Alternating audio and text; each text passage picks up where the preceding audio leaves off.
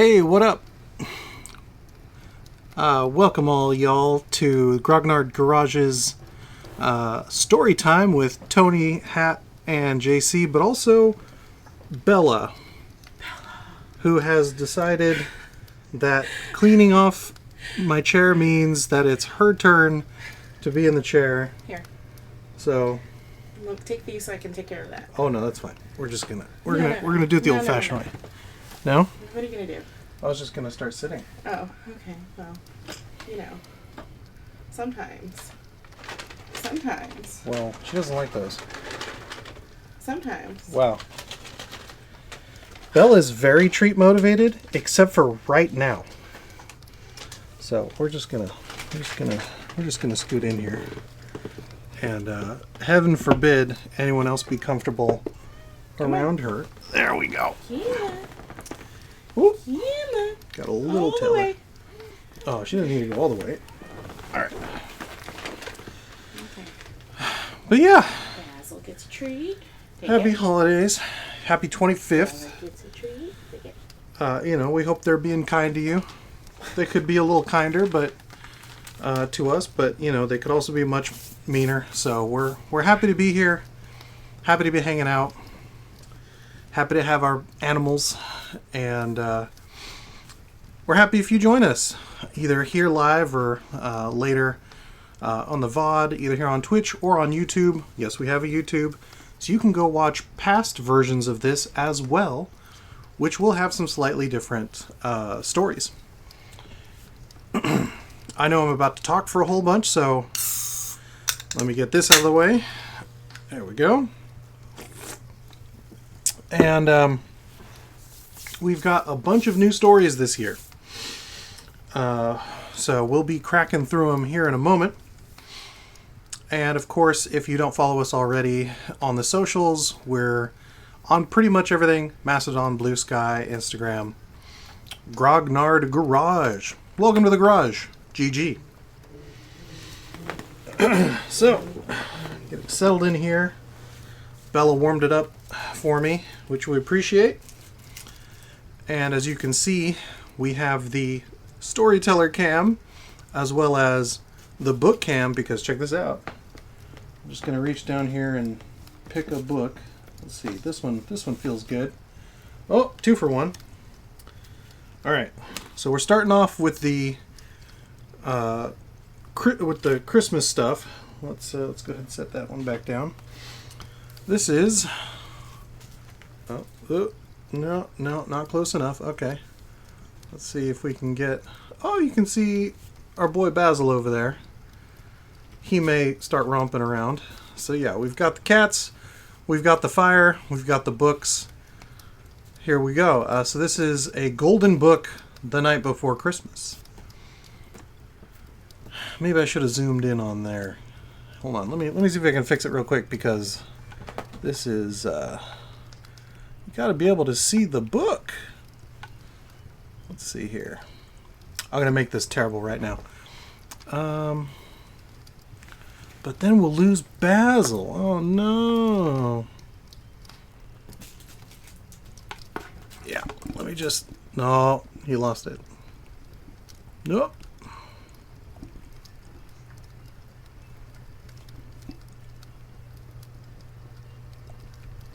Just a little tech wizardry to try and get us a better view of the books.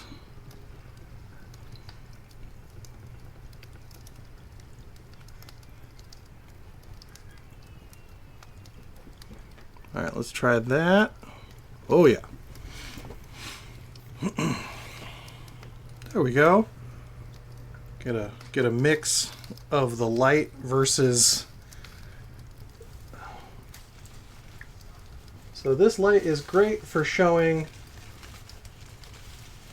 the books,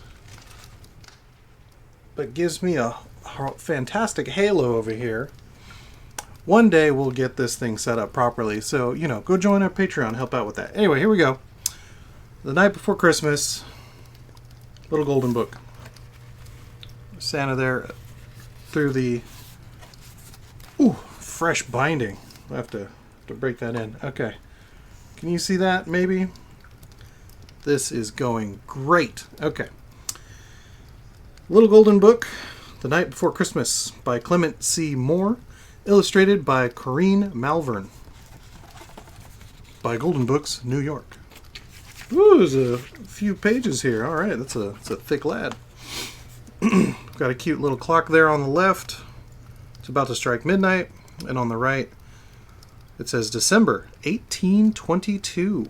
And it has the calendar of December there on the right. Hey, look at that. The 25th is also on a Wednesday there. That's cool.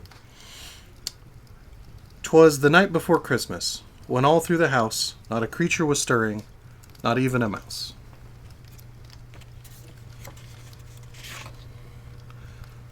The stockings were hung by the chimney with care, in hopes that St. Nicholas soon would be there. The children were nestled all snug in their beds, while visions of sugar plums danced in their heads.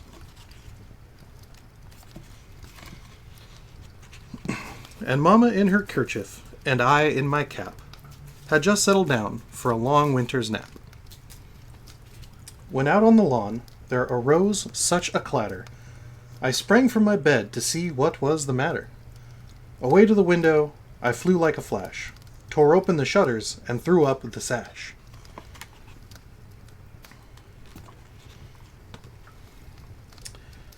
And the moon on the breast of the new fallen snow gave a luster of a midday to objects below, when what to my wondering eye should appear but a miniature sleigh and 8 tiny reindeer. With a little old driver, so lively and quick, I knew in a moment it must be St. Nick. More rapid than eagles his coursers they came, and he whistled and shouted and called them by name. Now Dasher, now Dancer, now Prancer and Vixen, on Comet, on Cupid, on Donner and Blitzen, to the top of the porch, to the top of the wall, now dash away, dash away, dash away all.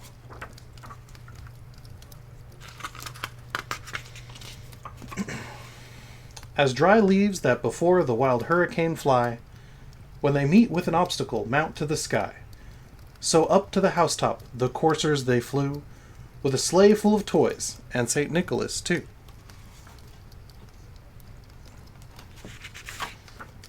And then in a twinkle I heard on the roof the prancing and pawing of each little hoof.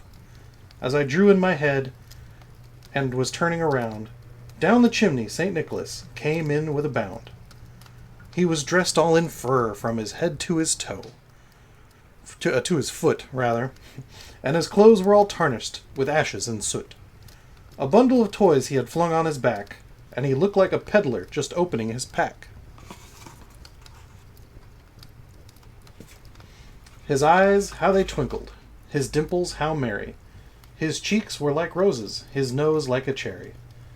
His droll little mouth was drawn up like a bow, and the beard on his chin was as white as the snow.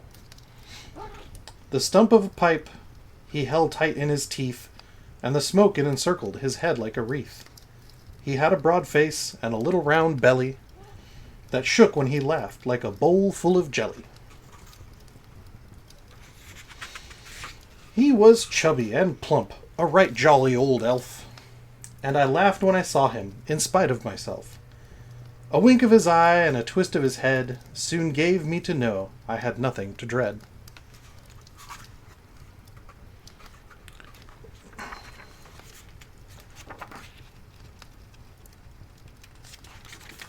He spoke not a word, but went straight to his work, and filled all the stockings, then turned with a jerk, and laying his fingers aside of his nose, and giving a nod, up the chimney he rose.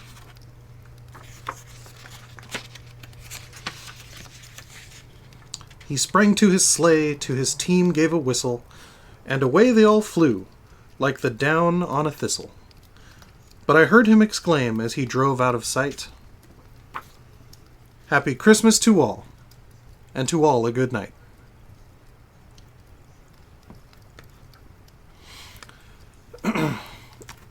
Ah, yes, Cozy. yeah, thanks for the heads up on holding the book closer to the camera. I'm trying to balance the light versus visibility, so we'll see if some angle work will help with that. Let's see what the... Hi! Belladonna insists on assisting. But that's fine. Let's see what we've got next.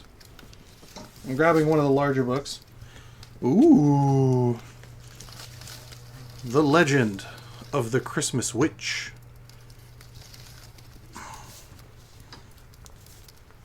Yes? Can I help you? Yeah? We're gonna... Okay. Whew! Your little peats are cold. Okay.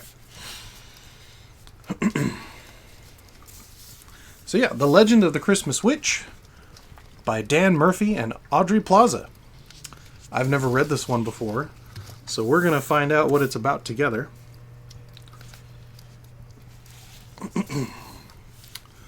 Also feels like a substantial book. We'll see if it's as long as The Night Before Christmas.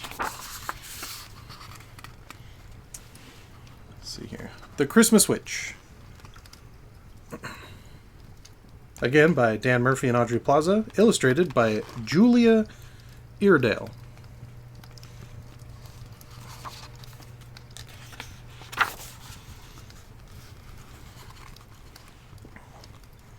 Try and make this work. Light. There we go. For my parents, Elaine and Steve, who taught me to love reading and storytelling. DM. For my mom, a brave witch indeed. AP. And there's a little map of most of Europe, a little bit of Asia and Africa. For Chimera and Ronan, and all the little ones who keep the Yule fairies alive. J.I.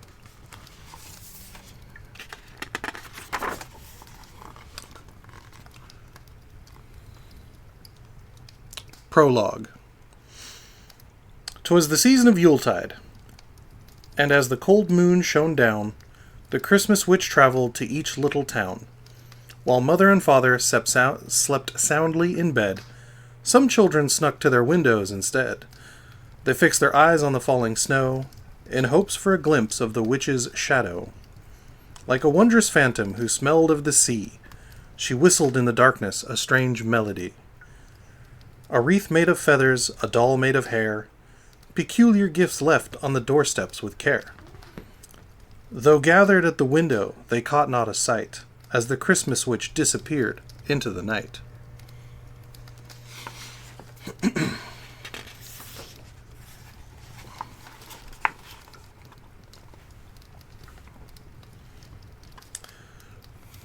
No doubt you've never heard the name of Christorn, for the legend of the Christmas witch is a story that has been forgotten to time.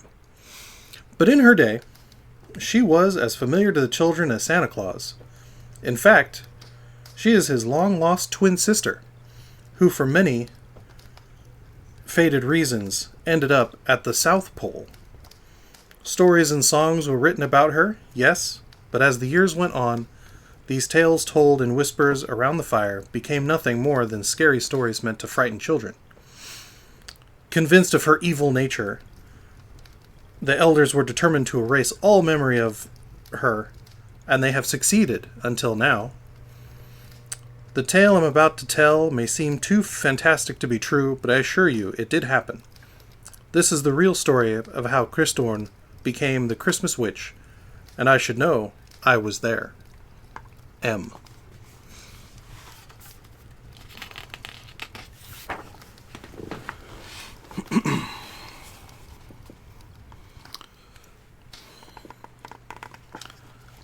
Oof. The lighting, y'all. I wonder if I should just turn that thing off, but we'll see. Alright. Many, many years ago, when the world was much younger and magical beings freely roamed the earth, a pair of twin infants with red hair and green eyes was abandoned in the middle of the Black Forest. Left all alone, the deer, the foxes, and even the squirrels of the forest watched over them, bringing them food and protecting them from the wilder and more dangerous creatures of the woods. The boy's name was Christopher, and his sister's name was Christorn. They were no ordinary pair of twins, for before long they discovered they each had a unique set of gifts. Christorn had the ability to talk to animals, and with a touch of her hand she was able to make trees and bushes grow and produce fruit. The two of them never went hungry. Christopher was able to disappear and reappear at will, and both twins shared the gift of swiftness, running around the woods at fantastic speeds. Their favorite game to play was hide-and-seek, and each could hide from the other for many hours before being found. Sometimes Christorn would leave a trail of little gifts made of twigs and leaves from the forest for Christopher to find. As time passed on, they developed their own secret way of communicating, by whistling, imitating the strange melodies of their friend the nightingale. At night they would lie in the clearing and count stars in the heavens. Their bond was deep and eternal.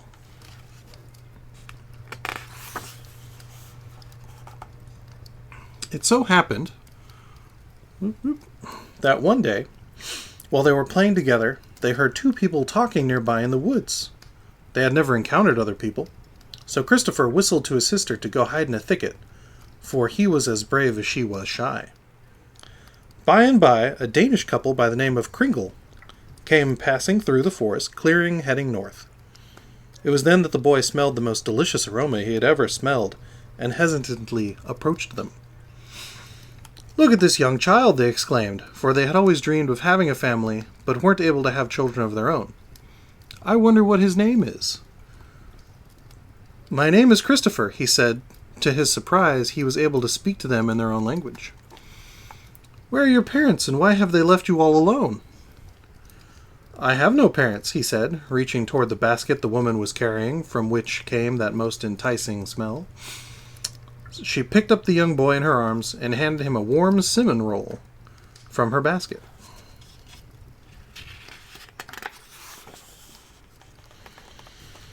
Watching from the thicket, Christorn saw the woman pick up her brother. She called after them, fearing he was being kidnapped, but her cries only sounded like the mournful song of a nightingale. "Oh, what a beautiful bird," the man exclaimed. "We will always remember how magical this forest was where we found this lad." Christopher, delighted by the pastry, greedily reached for another and momentarily forgot about his sister as the new family journeyed on. Soon they could no longer hear her frantic song. Now without her brother, Christorn found herself truly alone, and she began to sob big angry tears. For 3 days and nights she wept, and no animal, large or small, could comfort her. Oh boy. On the 4th day, a witch named Lutzelfrau heard her cries. I think I got that close enough. While gathering gray mushrooms with her raven friend, perched on her shoulder. The old witch found Christorn in the thicket and noticed that a beautiful holly bush had sprung up in a perfect circle around the child, protecting her with sharp leaves that repelled the wild wolves hunting for food at dusk.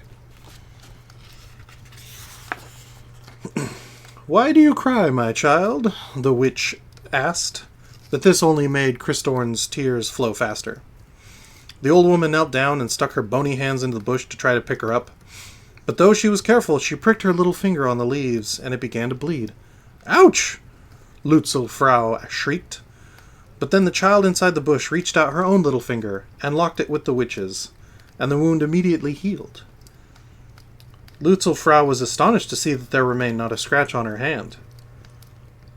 "This child is one with nature, and was born with a magic that may rival my own. She must be protected," she said to the old raven named Malachi, who flew close behind and caw-cawed in agreement. With that, she pulled Christorn out of the bush, placed her in the large satchel around her neck, and took her back to her cottage. From that day on, Christorn was raised under Lutzelfrau's care.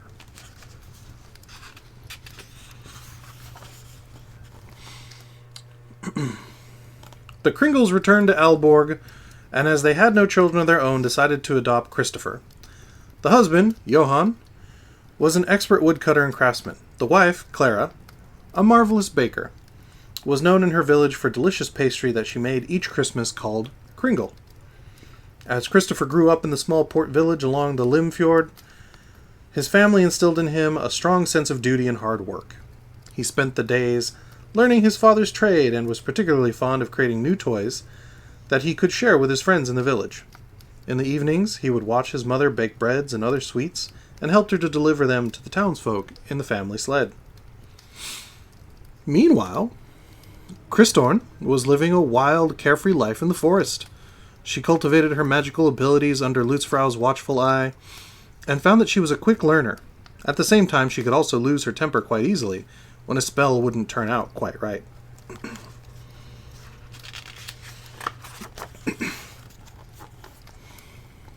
One time, out of frustration, for a spell gone wrong, she kicked the side of a large old oak tree, making a huge dent in its side. But she was immediately sorry for what she had done. "I vow to never lose my temper like that again," she said. Sometimes at night, after the old woman was asleep, Christorn would gaze out the window in the thatched roof above her bed and count the stars. Somewhere, she felt sure, in some other part of the world, her brother was doing the same, and someday she knew she would follow the course of those stars and find him.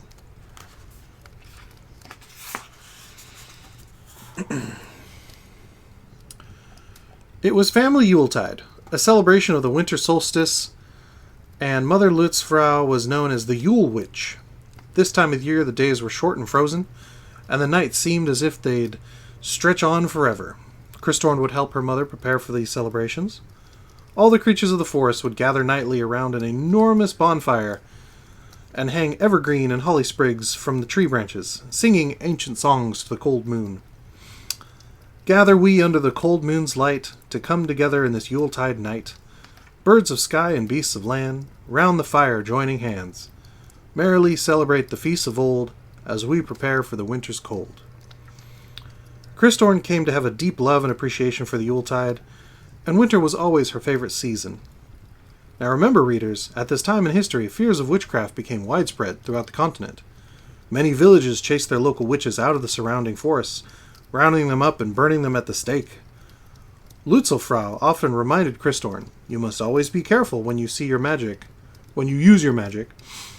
to never be seen. You are unique, but not everyone will understand your power, and many will be fearful of it." But Christorn had led such a sheltered life that she had hardly paid any heed to her mother's warnings.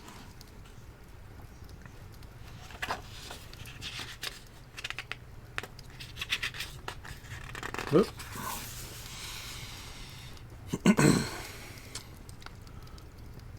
Later that evening, as they sipped dandelion tea after supper, she broke the news of the mob to Christorn. Oh, did I miss some pages? Oh, goodness, I did. Hold on. Alright, hold on, we'll get there.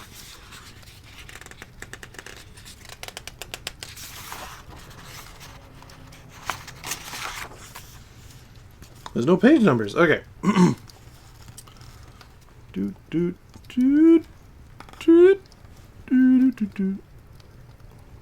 Try and get these angles just right. One day, as Christorn was picking berries, she came upon a small rabbit who had been struck by an arrow and was in a great deal of pain. She knelt down and cradled it in her arms. A few moments later, a young hunter, a lanky boy with curly blonde hair, came searching for his arrow and the rabbit he had shot. When he came upon Christorn, he watched with admiration as the young girl so gently tended to it. "Could I have that rabbit, miss? I'm going to make a stew for supper this evening." Christorn turned to him, flames of anger dancing in her eyes. "How could you harm this tiny creature?" she demanded. "What kind of wickedness consumes you?" She pulled the arrow out and pointed it at him menacingly. Then he watched with horror as she healed the rabbit's wound with her other hand, and it hopped back into the woods. "Witchcraft!" he cried as he raced back to his village as quickly as he could. "There's a witch in the woods." Not 2 hours later, Malachi, Lutzelfrau's trusty messenger raven, came to her cottage with news that a mob was forming in the nearby village to find Christorn. Lutzelfrau had been waiting for this day and knew deep in her heart that she needed to send the child away to save her life. "I bring some news for Christorn too," the raven said. A friend of mine has just returned from the northern Scandinavian mountains and has seen her brother Christopher there. He lives very simply among the little elves called the Nisser and raises a herd of reindeer.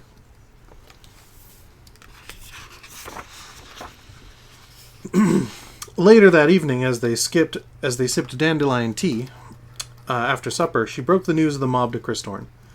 It's no longer safe for you to be here. It's time for you to travel far, far away to another part of the world. Christorn begged to let her stay. The old witch was unrelenting, but she did share Malachi's news of her brother. You have a destiny, my child, she said, poking at the leaves at the bottom of the girl's mug with her bony finger. I cannot see exactly what it is yet, but it will take you to a distant shore at the very tip of the earth. In that case, I will go north and find my brother, the girl said, comforted by the thought. We were separated against our will in the forest, and I feel certain he's looking for me too. He will protect me. The next morning, they went down by the Rhine River, using their magic, built a small boat out of pine wood. The old witch lined the boat with soft sheep's wool and packed it with nuts and seeds that she had been storing away for the winter months. Into the bow of the boat she tucked a holly tree sapling to remind Christorn of her home. The Lutzelfrau took her own cape, woven out of leaves and grasses from the forest floor, and placed it around Christorn's shoulders to keep her warm and dry. After I find Christopher, I'll someday return for you, Mother, Christorn told her. How kind you are, Christorn, but I'm old now, and not much longer for this world. We may not see each other again, but Malachi here is never far, and will watch out for you. Then, with some effort, they set the boat in the water. Mother and daughter hugged and said their final goodbyes. Then Christorn recited a little spell. Frothy currents, winds, and tides, cast me across the sea. Propel this boat with fiercest speed. So it may be, so it may be. Be careful, Christorn. You may harness the waters, but you can never control the oceans. Go slow and steady, stay the course, and always, always keep your temper in check, for losing it can only lead to great destruction. Yes, Mother, I know, Christorn answered impatiently, and with a gentle push of Lutzelfrau's gnarled foot, she took off, and they waved to each other.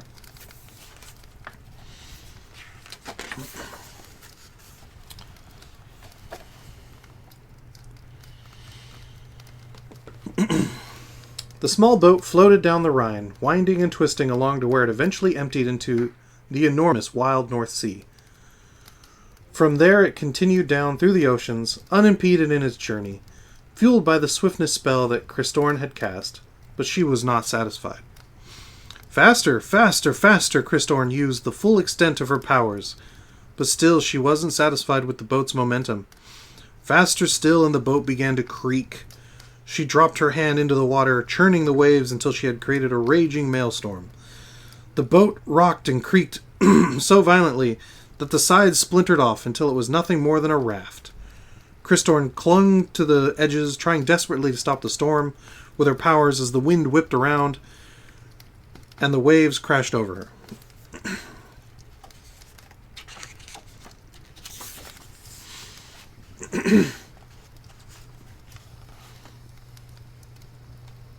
Finally, the winds died down.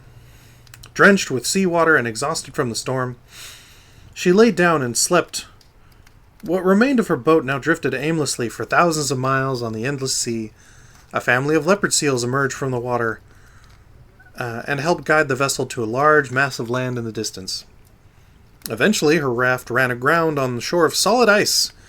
Wearily, the young girl looked out of the boat at the vast emptiness of the frozen, windswept ice plains and the never-ending gray sky. At last, I've reached the North Pole, she thought. And then she collapsed back onto the boards and fell into an even deeper sleep.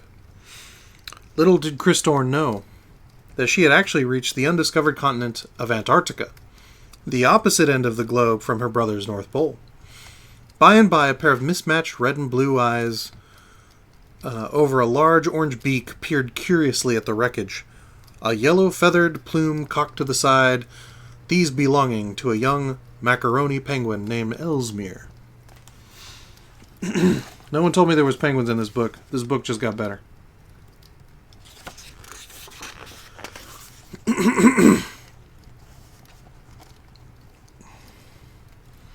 He gazed for a moment at the beautiful girl sleeping soundly but nearly frozen under a wet woolen blanket as she clutched the small holly tree.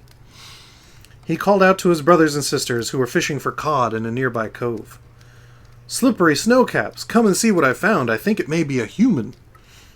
But the other penguins, already annoyed that he wasn't helping them fish, dismissed him. "Not again, Ellesmere. Stop being silly. There's never been a human down here before. It's probably just a bunch of tangled sea kelp. Can't you see we're busy? We need to finish before the sun goes down." But he persisted. "No, it's a human girl and she looks frozen. We must help her." Finally, out of curiosity, they ran and joined him.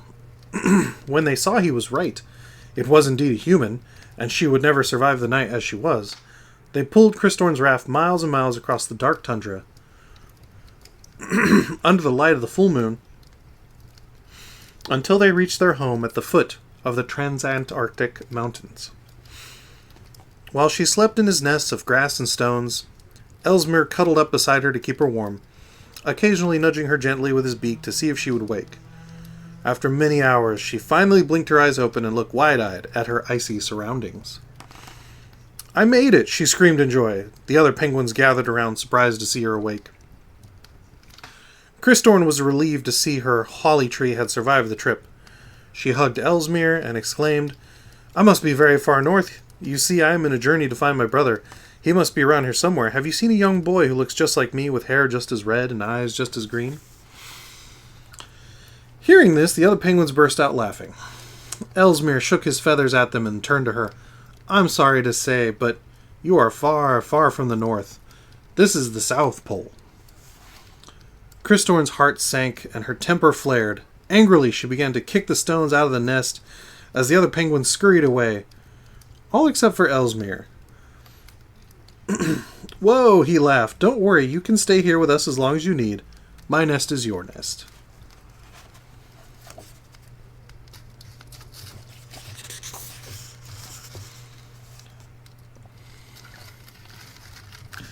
Days turned into weeks, and as time passed, Christorn grew accustomed to the frigid existence at the end of the earth. She built a hut made of solid ice in the center, she dug a hole in the snow, and planted her holly tree, infusing it with her magic to make it take root. "When this tree grows large enough, I will use its branches to make a new boat and sail home." Ellesmere stitched a beautiful white woolen robe for her to keep warm. She wore this always, as well as donning her mother's cape of leaves. Her hair grew wild and dark, fiery red, and she adorned it with sprigs of holly and mistletoe. Because it was always bitter cold in the tundra, and winter lasted most of the year in the South Pole, Christorn declared that it should always be Yuletide, her favorite season. She taught the penguins all the traditions and rituals she learned from Mother Lutzelfrau.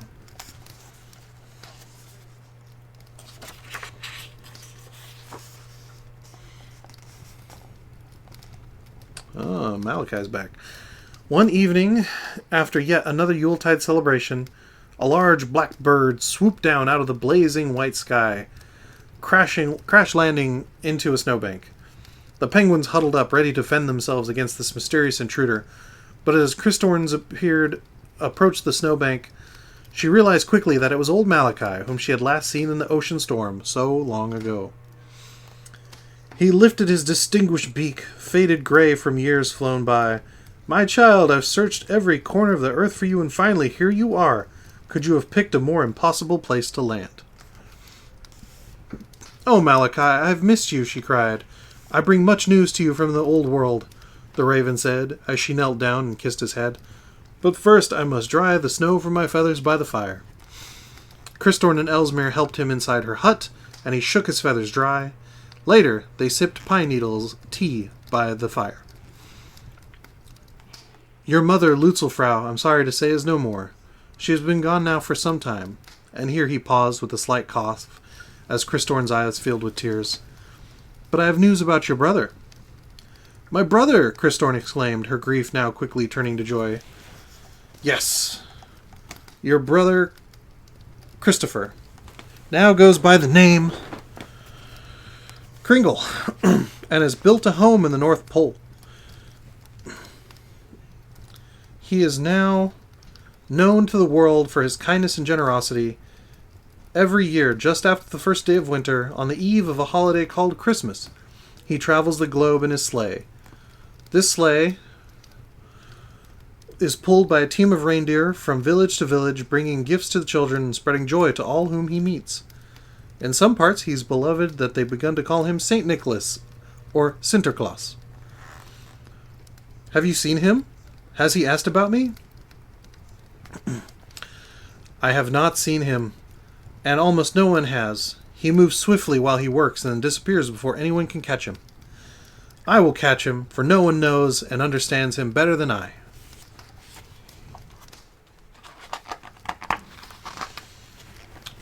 With a new determined energy,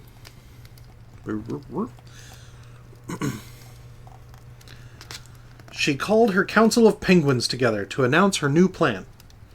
The time has come. The tree is ready. We will build a new boat, even stronger than the first, and set sail before this Christmas Eve. They nodded, their beaks in agreement, eager to help her. She selected the 6 bravest and best swimmers of the group to travel with her. Ellesmere raised his wing. Can I come too? I know I'm not a great swimmer, but I promise to make a jolly companion. Christorn petted his head. Of course, silly. I can't wait for you to meet my brother. Christorn and her penguin friends finished assembling the boat, just as the cold moon was rising into the sky. Then they headed for the coast with Malachi perched at the bow. They traveled for 3 days straight, and on Christmas Eve reached the European continent. Christorn sailed to all the major port cities one after the other. Lisbon, Venice, Athens, Istanbul, Stockholm, Dubrovnik. She sailed from Marseille to Belfast to St. Petersburg. At each port she moored her boat, hidden in the dark of night, leaving Ellesmere to keep watch, and with Malachi perched on her shoulder she climbed silently into the wooden docks, leaving a trail of salt water and seaweed behind her. She crept quietly along the cobblestone streets, peering through the window panes of darkened houses as children slept, looking desperately for her brother.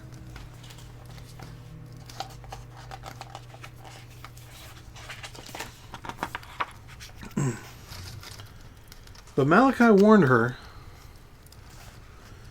not to disturb the sleeping families. But Christorn, always impatient, would sometimes stick her head straight through the windows and whistle a nightingale song in hopes that Christopher would hear her. She searched for miles among the country farms where even the animals rustled in their barn stalls at her passing.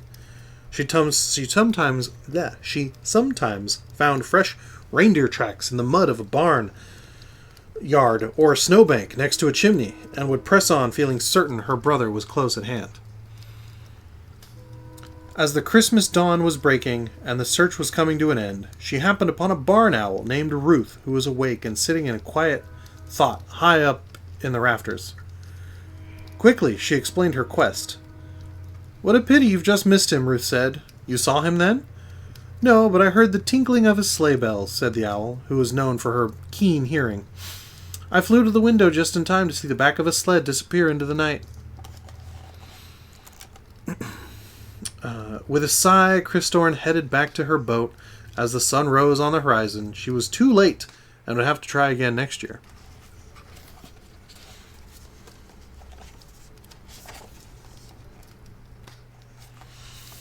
And so she did. Every Yuletide season she would search again, determined to catch him once and for all. She tried leaving little gifts of her own at their doorsteps, hoping to catch her brother's eye, but the adults took these gifts, a woven grass doll, a wreath of penguin feathers, or a simple bouquet of holly leaves, to be evil pagan objects. But the adults took these gifts to be evil pagan objects.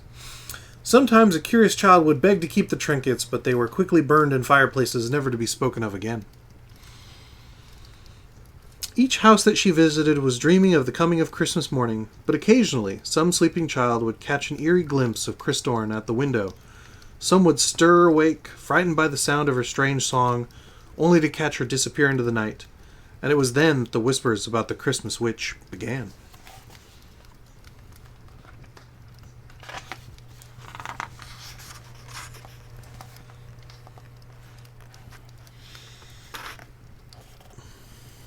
As time passed and more caught glimpses of her, the tales of the Christmas witch spread. Unbeknownst to Christorn, children far and wide now eagerly looked for her expectantly as for Santa Claus, much to their parents' horror. Finally, after years of searching, Christorn, weary and ready to give up for good, found herself in the piazza of the small Italian village of Lucca. The square was deserted, dark and silent with heavy snow falling and filling the air. Across the square she spotted a large, burly man loading a sack onto a sleigh. "How strange," she whispered to Malachi, "that this man would be traveling like me in the middle of the night when the rest of the world is asleep. His clothes, too, completely foreign to this country." Just then the moon came out of the clouds and lit up the square, and the man turned and saw her. Right away she recognized him, her brother. Though it had been many, many years, his face was familiar to her, the same red hair, now streaked with gray, and the same emerald eyes that matched her own and twinkled in the moonlight.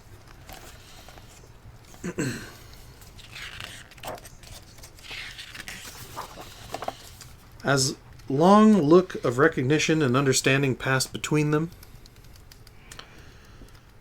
then Christorn pursed her lips and let out the familiar melodic whistle.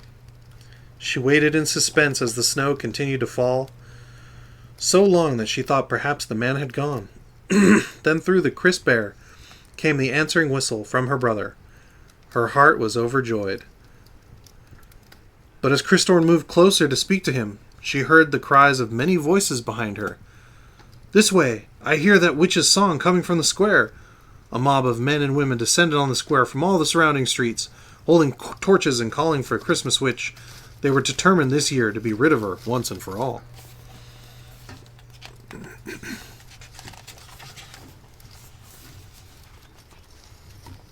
"My dear sister," Kristoff yelled, "you must run away. It's not safe for you here. Run! I shall find you as soon as I can." And in a flash, Kris Kringle, with a familiar wink of his eye, and a twist of his head, hopped in his sleigh and was carried off into the night air. Christorn ran down the nearest alley with Malachi flying close behind. The mob advanced on her, but she moved like the wind and was faster than they were. Malachi turned around and flapped his wings in their faces to distract them. "Beware the cursed pet of the Christmas witch," they howled as they covered their heads. "She leaves evil objects at our doors to lure children into the night. She wants to ruin Christmas." "Please," she cried, "I am no enemy of Christmas. I'm not evil, I swear it."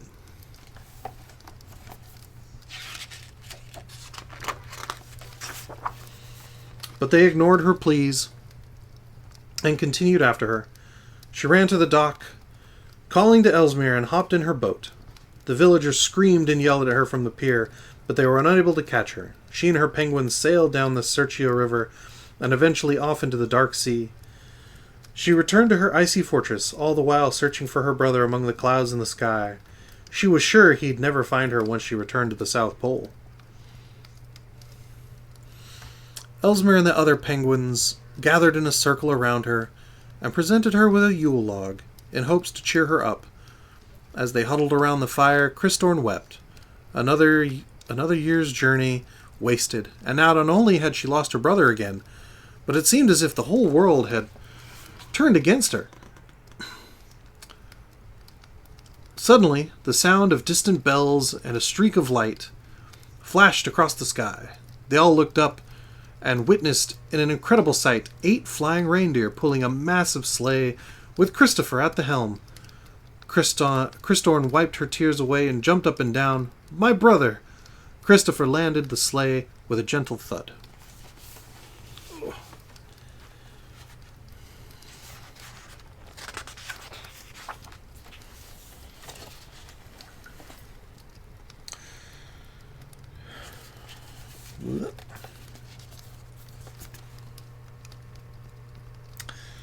Christopher and Christorn together at last sat by the fire.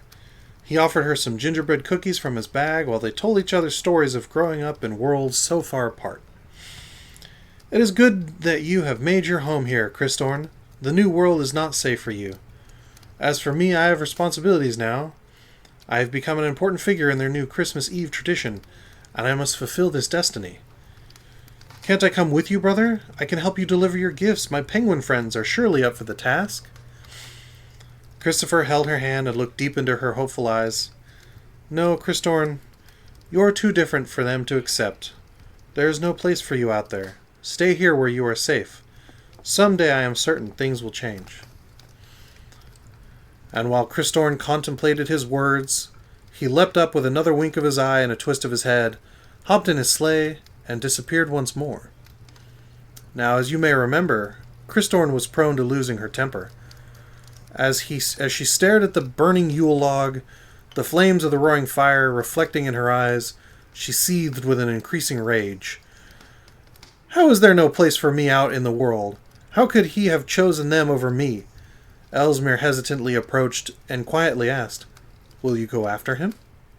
She turned to him. Something was different about her gaze. No, I don't need my brother. Lutzelfrau was wrong. He was never my destiny. All those years searching in vain, and only to watch my precious Yuletide be destroyed by greed. My destiny is clear now. I'm going to ruin this Christmas holiday once and for all. Christorn's anger flowed out of her, and the ground began to tremble. Malachi flew around her in a circle, trying to calm her. You must not get excited, my child. No need to do anything drastic now. But in her fury, she stomped her feet on the ground 3 times. The last stomp proved to be the strongest, for it cracked the solid ice floe wide open, swallowing up Christorn, Ellesmere, and all her penguin companions. They immediately froze beneath the surface into blocks of solid ice, not dead, just asleep, and that is where they've remained ever since. As centuries passed, talk of the Christmas witch was forbidden by parents all over the world. Meanwhile, Christorn's ice palace gradually fell into disrepair and slowly disappeared into the icy Antarctic blizzards. Eventually, brave explorers from other continents began taking expeditions down there, planting their nation's flag and claiming the South Pole for their own, unaware of its queen, who lay asleep feet beneath the ice. But slowly the earth warmed, and the movement of the seas changed, and the once solid glaciers began to melt. And every year the Christmas witch, tomb of ice, drip, drip, drips away.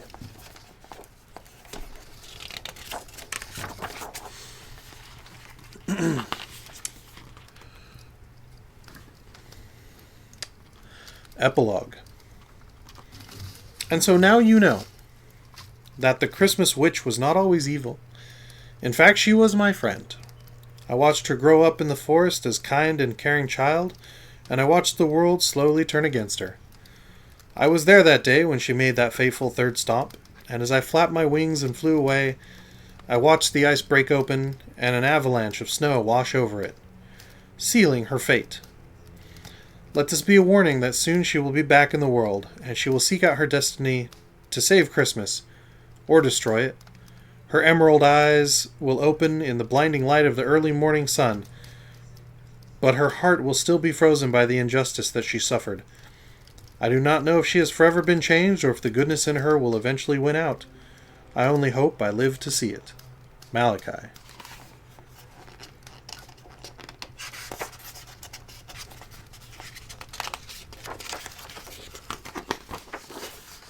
End. Well,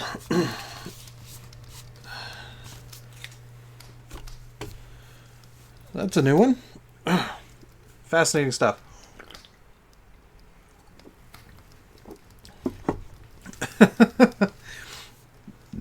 Sound off in the chat or in the comments or on the Discord. We have a Discord. Come by and say hi. Ask us if you would like an invite. We'd love to chat with you. I'm going to try and get this camera a little closer so that I can get the light and also the book.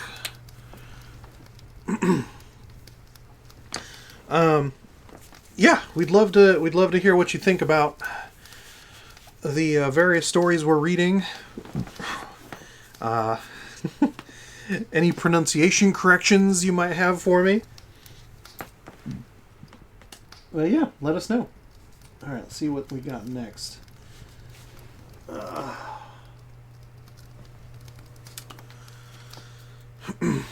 A Charlie Brown Christmas by Charles M. Schultz. It's a Peanuts. Boop, boop, boop, boop, boop, boop, boop. There we go. Yeah, that's a little better. Yeah. All right. This one, oh, just has a little flappy here, so that's fun. All right.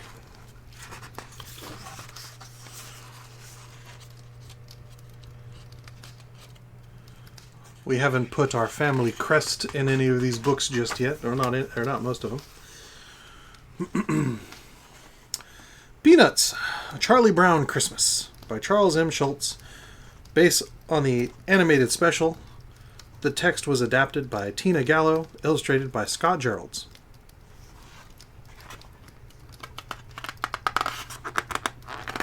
Now make sure I'm getting the right pages. Here we go.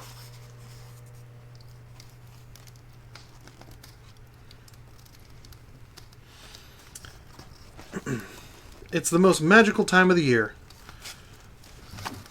Oh, this book is floppy. This is making it awkward. Let's see. Okay. Yeah, that kind of works. All right. Most magical time of the year, Christmas is coming. The air is crisp and cold. Children are ice skating, and the sound of Christmas carols fills the well almost everyone.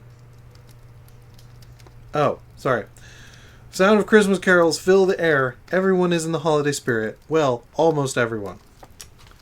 This is hopefully this doesn't take too many pages to get used to this sort of situation. Woo, boy, that's a lot of text. Okay, we'll get there. We're gonna get through it. I think there must be something wrong with me, Charlie Brown says. No, can't see the. No, yeah, it just says. Okay. Christmas is coming, but I'm not happy. I like getting presents, sending cards, decorating trees and all that. But I always end up feeling sad. Charlie Brown, you're the only person I know who can take a wonderful season like Christmas and turn it into a problem. Lina says.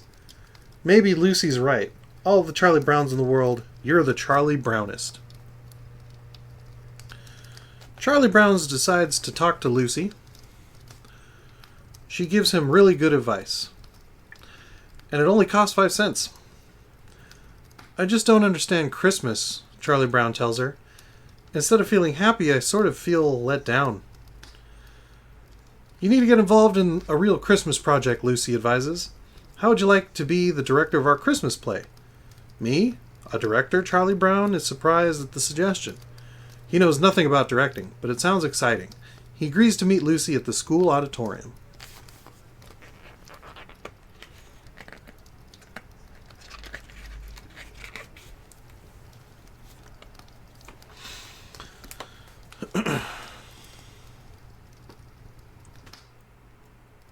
There we go. On his way to the auditorium, Charlie Brown spots his dog, Snoopy, carrying a box of Christmas ornaments and lights.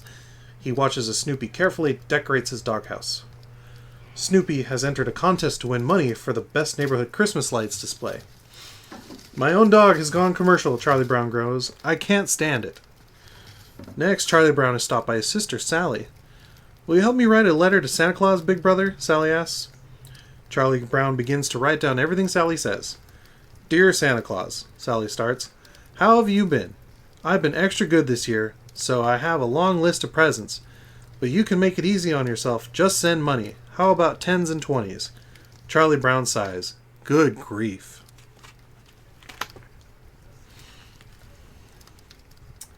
Who does cash nowadays?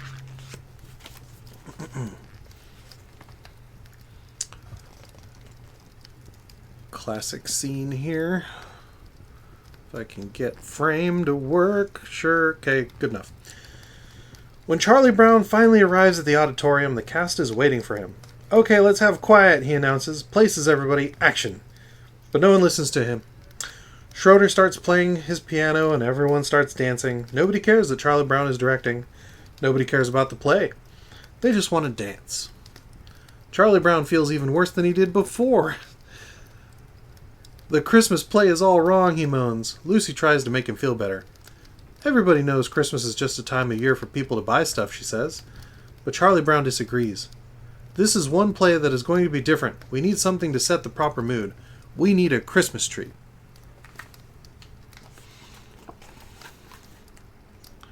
Maybe I should do these one page at a time because of the angle. Let's see here. Let's see if we can make this work. It's a little better. Yeah, maybe. Yeah, sure. That's it, Lucy exclaims. We need a Christmas tree. A great big shiny aluminum tree. You go get that tree, Charlie Brown. I'll take Linus with me, Charlie Brown says. The rest of you can practice your lines. Lucy is excited about the Christmas tree. Get the biggest aluminum tree you can find, she orders. Maybe painted pink. I know someone who would appreciate that. Actually, I know a couple people who would love any one of these trees. When Charlie Brown and Linus arrive at the Christmas tree lot, they are surrounded by fake trees. Some are plastic, some are aluminum, some are painted different colors, some even have polka dots. Linus knocks on one of the aluminum trees. Do they still make wooden Christmas trees? He wonders out loud. Meanwhile, Charlie Brown is starting to feel sad again. None of the trees feel right to him.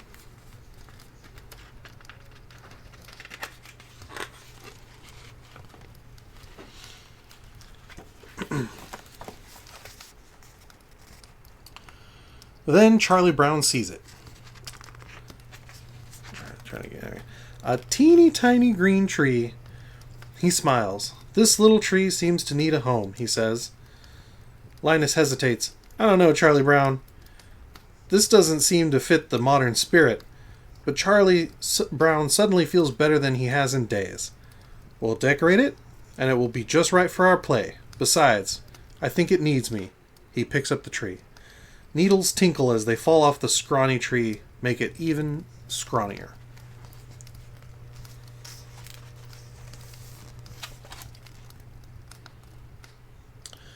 Charlie Brown is still smiling when he returns to the auditorium. He gently places the tree down on Schroeder's piano. We're back, he announces. Everyone rushes over to see the tree. They are shocked and disappointed at Charlie Brown's choice. You were supposed to get a good tree, Lucy declares. Can't you even tell a good tree from a poor tree? Everyone agrees.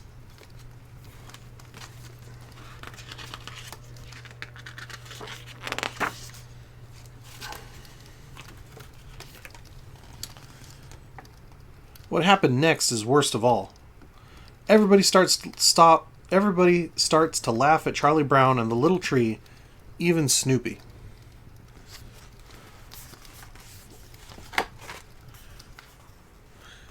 Charlie Brown feels sadder than ever. He turns to Linus. I guess you were right, he says. I shouldn't have picked this little tree. I really don't know what Christmas is all about. He pauses and looks around. Isn't there anyone who knows what Christmas is all about? He cries.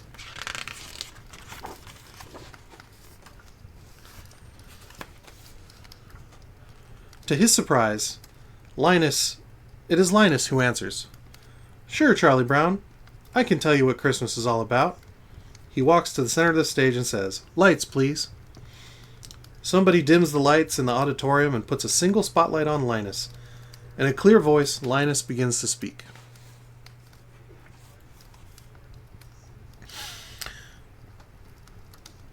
And there were shepherds abiding in the field, keeping watch over their flock by night. And the angel of the Lord came upon them and said, Fear not, for behold, I bring you tidings of great joy. For unto you is born this day a Savior, which is Christ the Lord. And there was with the angel a multitude of the heavenly host, praising God, and saying, Glory to God, peace on earth, goodwill to men. Everyone is quiet as Linus finishes. That's what Christmas is all about, Charlie Brown, he says.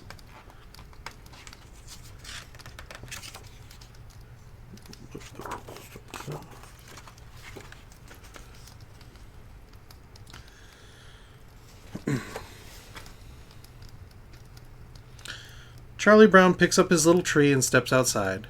He looks up at the dark sky full of twinkling stars. He finally feels happy deep down inside, the way Christmas is supposed to make you feel. Linus is right, he says to himself. I'm not going to let everyone else's greed spoil my Christmas. I'll take this little tree home and decorate it, and show everyone how it really works, that it will really work in our play.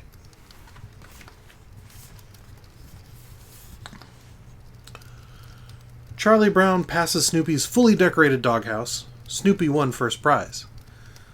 He takes a shiny red ornament off the doghouse and hangs it on the little tree. But the ornament is too heavy and the little tree topples over. Charlie Brown is horrified. "I've killed it," he cries. "Everything I touch gets ruined." He walks away sadly with his head down, leaving the little tree alone.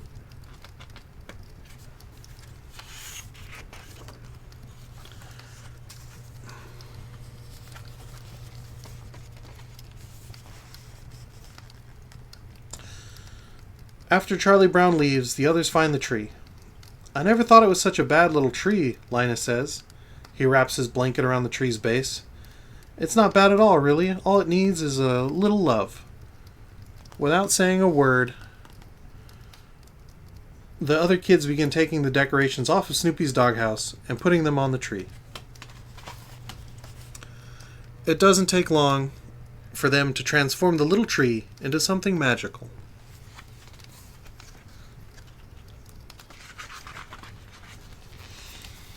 When Charlie Brown returns a few minutes later, he can scarcely believe his eyes. First, he looks at Snoopy's bare doghouse, then at the beautiful tree.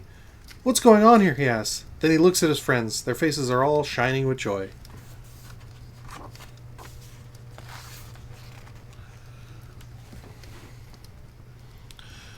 "Merry Christmas, Charlie Brown," they shout, and before Charlie Brown can say another word, they start to sing Christmas carols.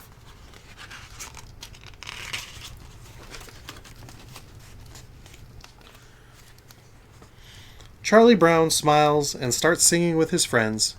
He knows it's going to be the best Christmas ever. Happy holidays from Snoopy. Yeah, that's Peanuts. That's Charlie Brown for you. All right. Hey, Harmony Church. Welcome to Story Time. We're 3 stories in and still got a pile to go.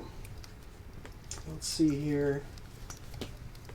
Let's save that for later. Maybe we'll do that one next. Oh, yeah. Yeah. Okay, what do we got? Oh, yeah.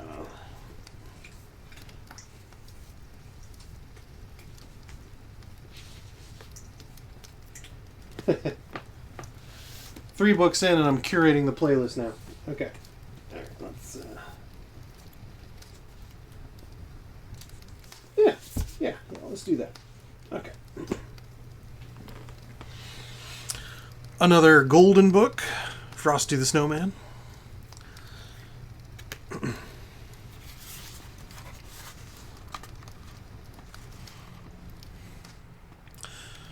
Frosty the Snowman by Diane Muldrow. Cover illustrated by Robin Cuddy. Interior illustrated by Josie Yee. A golden book.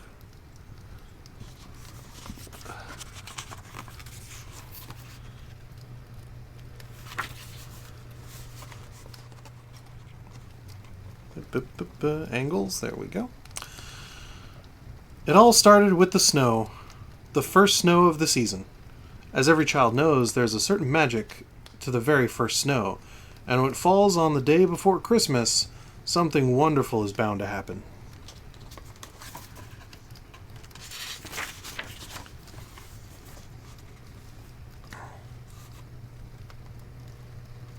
Try and get you all the pictures here. There we go. Focus. Nope. Angry. Okay. All right. Well, that's all right.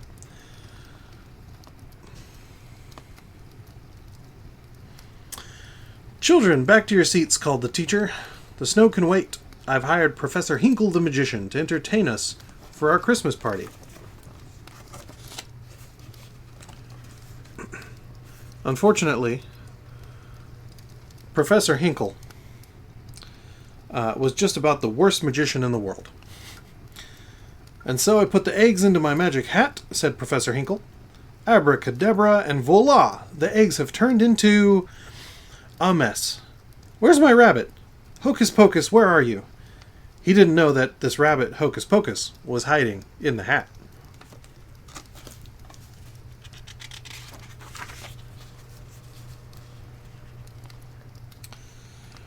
The only thing this hat is good for is the trash can, said Professor Hinkle. But the hat didn't stay in the trash for long. The hat, with Hocus Pocus underneath it, hopped out the door. That was when the bell rang, and the children were free for the whole Christmas holiday.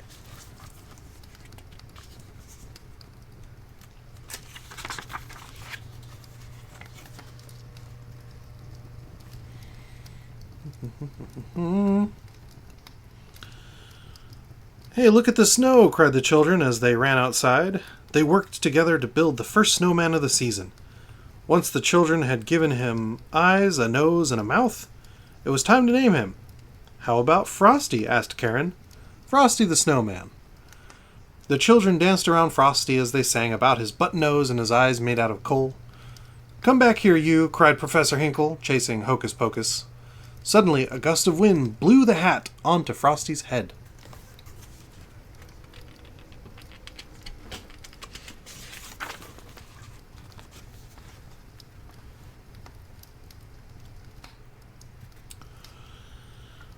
Happy birthday, said the snowman. Karen gasped and said, That hat brought Frosty to life. It must be magic. When Professor Hinkle heard that he wanted the hat back. But it's not yours anymore, protested Karen. This hat will make me a millionaire, said the greedy magician. Taking the hat back. Hocus Pocus felt that the hat really did belong to Frosty. So he hopped back to Frosty and the children as fast as he could to return the magic hat.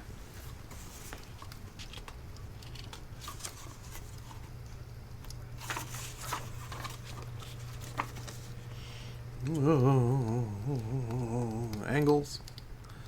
What? Good enough. Okay. Happy birthday, said Frosty again, as soon as the hat was placed on his head. Hey, I said my first words. I'm alive.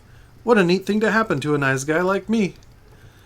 The magic hat made Frosty dance around. The children cheered as Frosty began to laugh and play with them. There had never been such a wonderful winter day.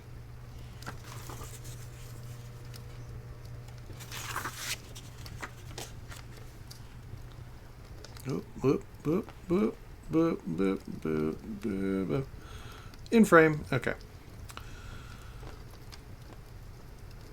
When the sun peeked out from behind the clouds, Frosty exclaimed, Woo, I'm all wishy-washy. I'm starting to melt.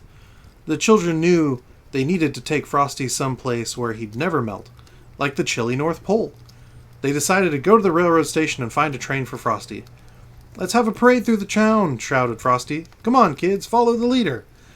All too soon it was time for the train, and Frosty to leave. I'll go with you, Frosty, said Karen. I'm sure I'll be back in time for supper.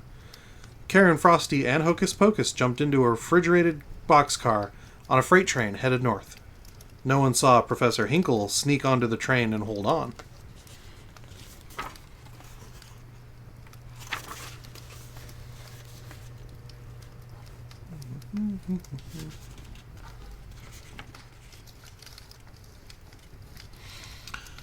A refrigerated boxcar is a splendid way to travel.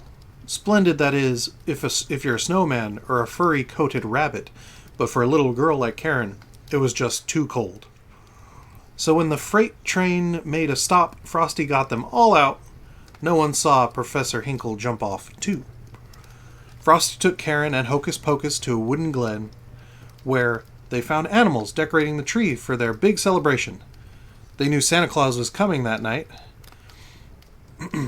And after Hocus Pocus spoke to the animals, they agreed to build a campfire to keep Karen warm. But it didn't take long for Professor Hinkle to catch up with the friends.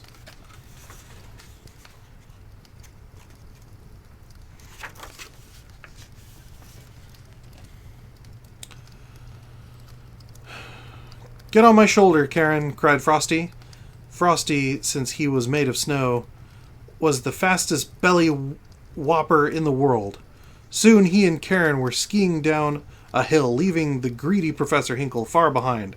At the bottom of the hill was a tiny greenhouse for growing tropical poinsettias for Christmas. It was the perfect place for Karen to stay warm. "Frosty, you'll melt in here," warned Karen.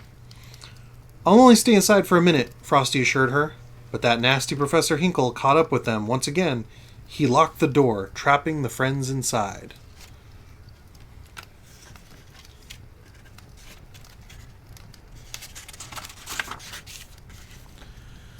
That night, Hocus Pocus and Santa Claus led Santa Claus to the greenhouse to save Frosty. But by then, poor Frosty had melted completely. "Don't cry, Karen," said Santa kindly. "Frosty's not gone for good. You see, he was made of Christmas snow. You can bet your boots that when a good, jolly December wind kisses it, it'll turn into Christmas snow all over again. Just watch." Santa opened the door, and when the wind whirled in and out, Frosty was back. Santa was about to place the magic hat on Frosty's head when Professor Hinkle shouted, "I want that hat, and I want it now." Santa replied, "If you touch this hat, I'll never bring you another Christmas present. Go home right now and write, 'I am very sorry for what I did to Frosty' 100 zillion times. Then maybe, just maybe, you'll find something in your stocking tomorrow morning." Professor Hinkle was very sorry indeed. He ran straight home to start writing.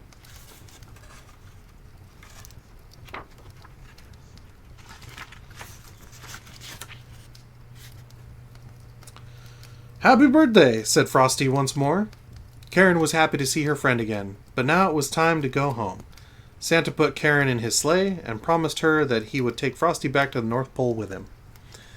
Karen hated to say goodbye to Frosty, but Santa said that Frosty could return every year with the magical Christmas snow.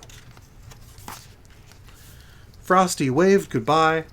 As he hurried on his way, he shouted a promise to return the following Christmas, and every year he did just that. Merry Christmas.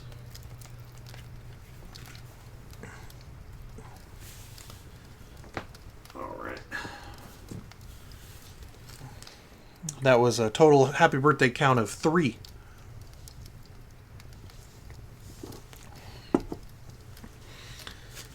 JC and I watched the cartoon version of that recently, and it's a ride. I'm not going to say it's good, but it's a ride.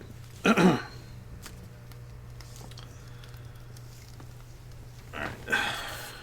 And now on to a personal favorite. Osbert. My penguin, Osbert.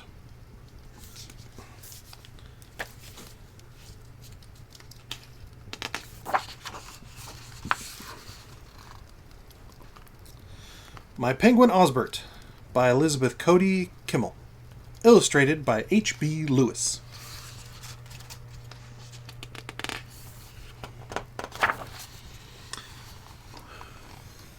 This year, I was very specific in my letter to Santa Claus.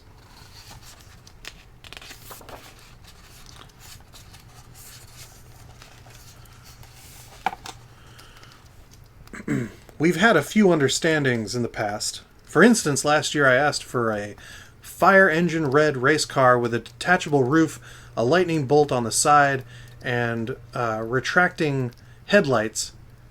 And he did get me one.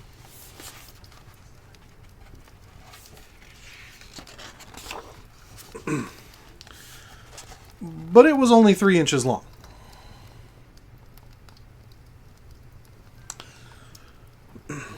And the year before, I had really wanted a trampoline. I wasn't sure how to spell it, so in my letter I just sort of described what I wanted. Santa sent me a pogo stick.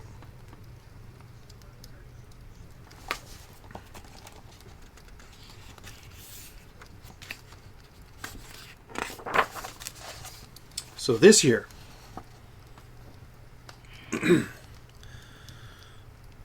I was really, really careful. I wrote Santa a long letter and told him that I would like to have my own pet penguin. Not a stuffed penguin, but a real one from Antarctica. I told him my penguin should be 1 foot tall, white and black, with a yellow beak, and his name should be Osbert. I included a drawing. I put extra postage on the envelope and sent it off a whole month early. And then I waited. You can see the diagram of Osbert the penguin.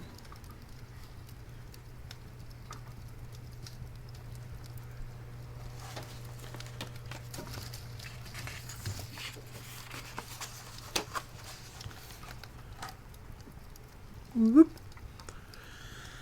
When Christmas morning came, I was the first one downstairs. There he was. He was black and white with a yellow beak and exactly 12 inches tall. He was moving and breathing and everything. Around his neck was a tag. It said, "Hello, my name is Osbert." Santa had come through.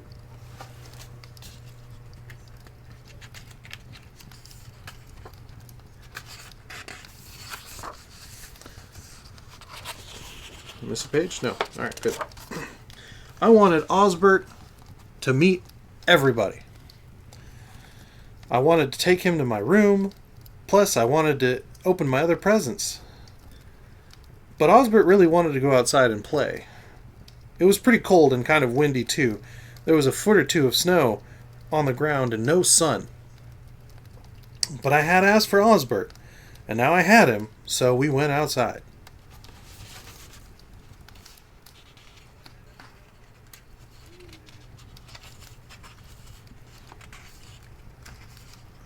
Pages. Okay. We played.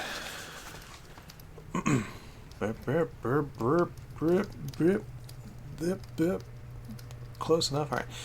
We played Powder Slide and Wreck the Igloo. We had snowball fights and made ice penguins. We escaped from the jaws of imaginary leopard seals. Osbert wanted to go swimming, but I explained that it might not be possible, so we sang some of the old penguin songs instead.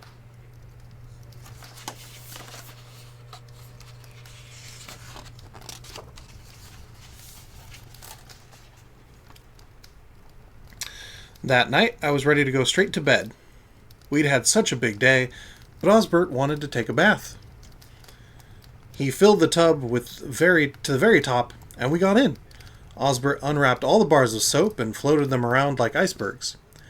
After a while, I had prune fingers and my skin itched from all the soap. But I had asked for Osbert, and now I had him, and Osbert liked playing in a cold bath. Can't imagine Osbert's feathers liked the soap, but...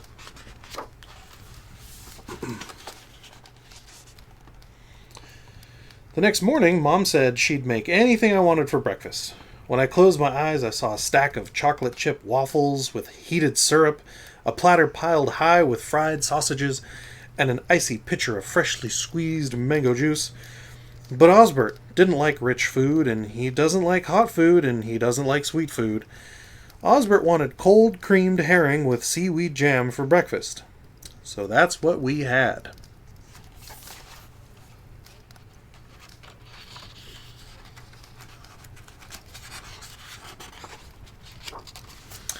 After breakfast, it was my turn to do chores. So I did the dishes and went upstairs to clean my room. And when I came back down, I saw that Osbert had been working too. He had built an entire ice village out of freezer pops, frozen leftovers, and tubs of ice cream. It was all beginning to melt. Osbert, of course, couldn't hold a towel in his flippers, but I had asked for Osbert. And now I had him, so I cleaned up the mess myself.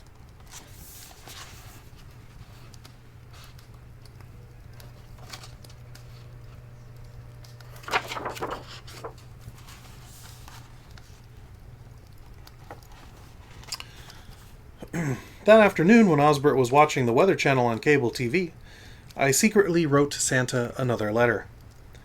Dear Santa, how are you and Mrs. Claus? We are fine. Thank you for the great penguin named Osbert. We take cold baths together and have creamed herring for breakfast. I'm getting used to spending all day in the snow. Plus, it turns out I didn't have frostbite after all. Your friend Joe. P.S. One more thing, Santa. If you feel like maybe I should have asked for a different present and you want to swap, that would be okay. And while Osbert was leafing through a snow globe catalog, I snuck out and mailed the letter.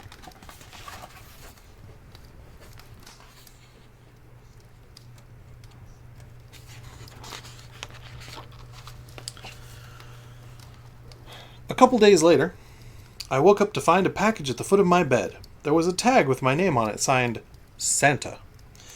Inside the box was a red pullover sweater and 2 free passes to the grand opening of Antarctic World at the zoo. After Osbert made a shrimp sculpture out of the wrapping paper, he wanted to go right away, but he didn't want to take the bus. The zoo was a long way away, but I had asked for Osbert, and now I had him, so we walked.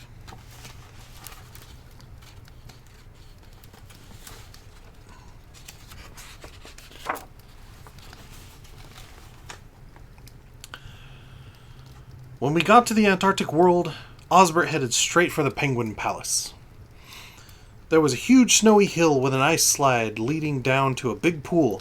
There were leopard seals painted on the walls, tiny bergs of real ice were floating in the water, and then a door opened in the wall and a guy came out and started tossing creamed herring to all the penguins.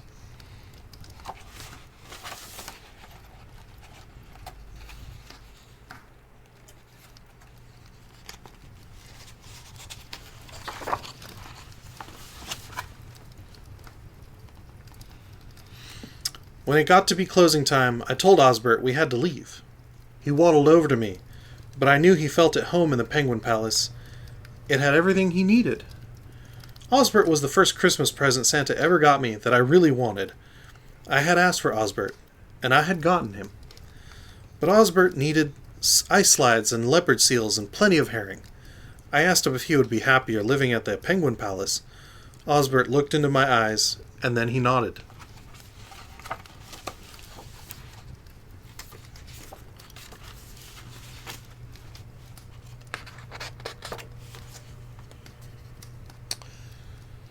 It's a little lonely at home without Osbert, and my new sweater itches my neck a little bit, right under my chin. But it's nice to be warm, and I had chocolate chip waffles for breakfast. Next Saturday is Kids Visit Free Day at the Antarctic World. I don't have bus fare, but I can walk. I'll wear my red sweater so Osbert will be sure to recognize me. And next Christmas is only 11 months away. I've thought about it a lot, and I already know what I want.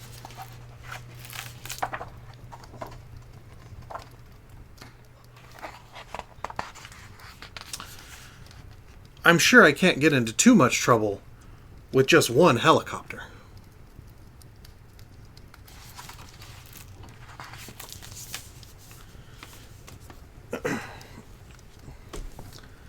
Alright,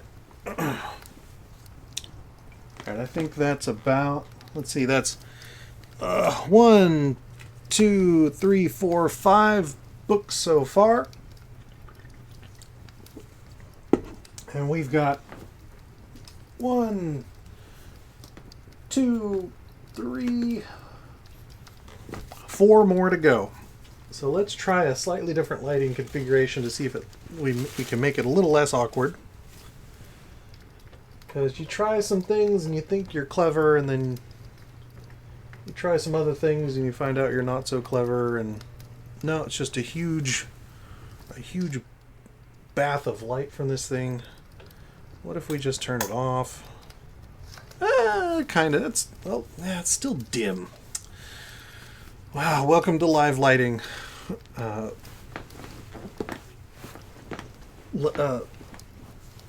Lessons, learn as you go edition. Alright. This is another new one this year. We're trying to branch out on our holiday offerings. Hanukkah Pajamakkahs.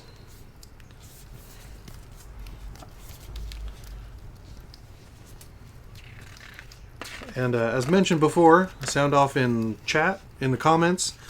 on social or hit me up in the Discord to correct pronunciations. I feel like I'm going to have a few here if I didn't already have a couple in the Christmas Witch book. Oh, this is a little better. Okay. Hanukkah Pajamakkahs. Words by Dara Henry. Pictures by Olga and Alexei Ivanov.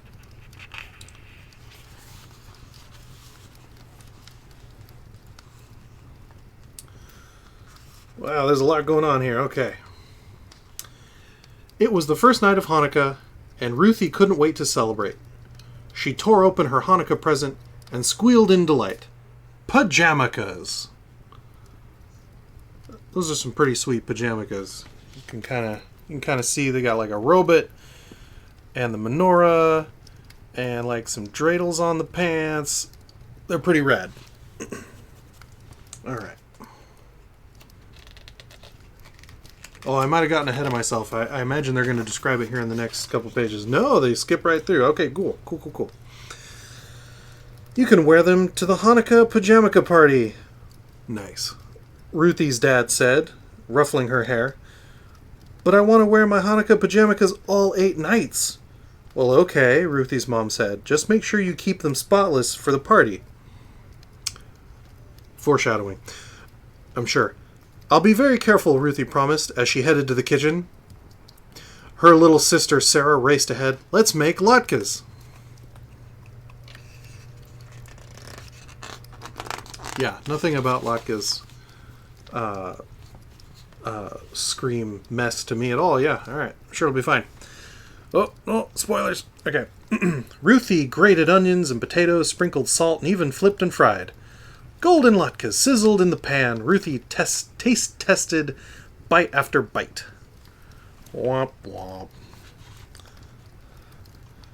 Curse splat. Oh, yeah, we love an onomatopoeia. Oh. In this household, onomatopoeias. We're about them. They're great. All right.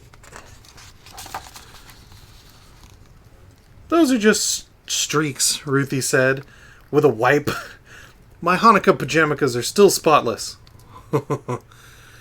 On the second night, when it came time to recite the prayers, Ruthie took safety measures.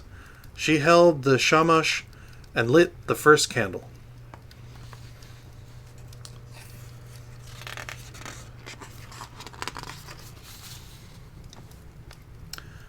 Drip. Woof. Just a splotch, Ruthie said. My Hanukkah pajamakkahs are still spotless. I see the logic here. Okay, all right, I'm on board.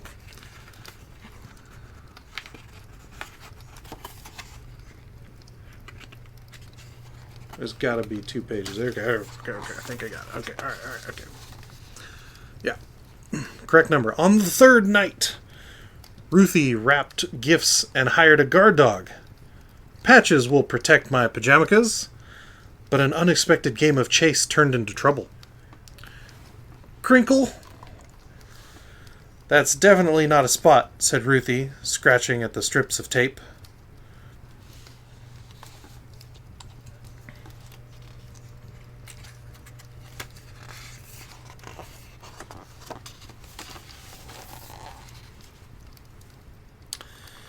On the fourth night, Ruthie's family stopped by her cousin Jake's house for sufganiyat and soccer. Oh, I'm in trouble with some of these words. I look forward to finding out how they're actually pronounced. Staying spotless would be easy. Soccer. But when she leaped before looking, Ruthie ended up covered. Squish! Ooey gooey. She licked her fingers. But my Hanukkah pajamakkahs are still spotless. I'm guessing whatever that word is are those cool pastries that actually look really delicious. I like those cookies with the like jam in the middle. And if they're anything like that, I gotta go find some and try them out because that sounds great. All right. Oh, drastic measures I see. On the 5th night of Hanukkah, Ruthie had another idea. She and Sarah crafted holiday placemats. I've got this covered. Little hoodie, little rain jacket. But the hoodie made it hard to see. Floof! Not the sprinkles are... Yeah, oh. It's glue? It's glitter glue. Oh, God. Or it's glitter and glue. Either way. Yikes.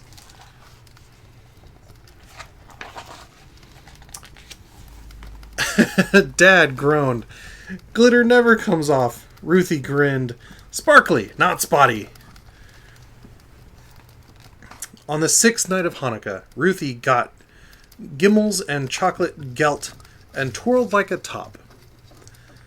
My Hanukkah Pajamakkahs are still spot-free.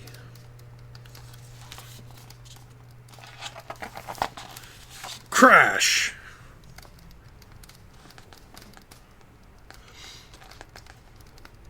Oh no, there's a bowl of something right there at the end there. Oh boy, here we go.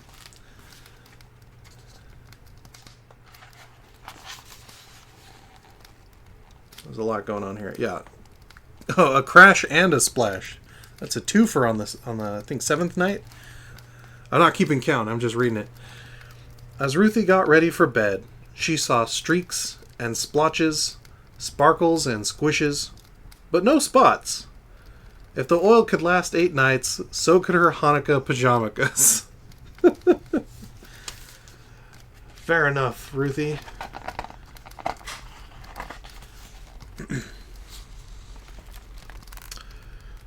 But night 7... Oh, we'd only gone 6 nights. Here's night 7. Didn't go exactly as planned. The holiday sing-along got sloppy, and the make-your-own menorahs were a mistake. So there's a splish from Sister's juice on... looks like a Star of David shield, which maybe it was a plate, but either way, that's pretty tight. And then squelch! Finger painting. Yeah, the make your own menorahs. Oh, okay, I see. Oh, you use your hands like the turkey trick, but for a menorah. That's pretty dope. I like that. Yeah, no spots. Not a spot. No, that's. I feel like I need to wash my hands just reading this. On the last night of Hanukkah, everyone got dressed for the family pajamaka party. Wow, I love the matching PJs from Mom and Dad. Mom and Dad looked at Ruthie's pajamakas. Oh my, Mom said. It's a miracle those pajamakas made it through all 8 nights, Dad chuckled. But I see spots. Dotted, not spotted, Ruthie smiled.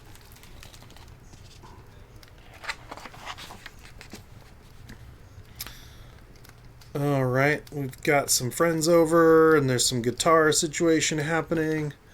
And... they're playing the drill there. Family trickled in. Everyone listened to music, ate latkes, and played games. Then it was time for the family pajamaka photo. One last spin, said Ruthie.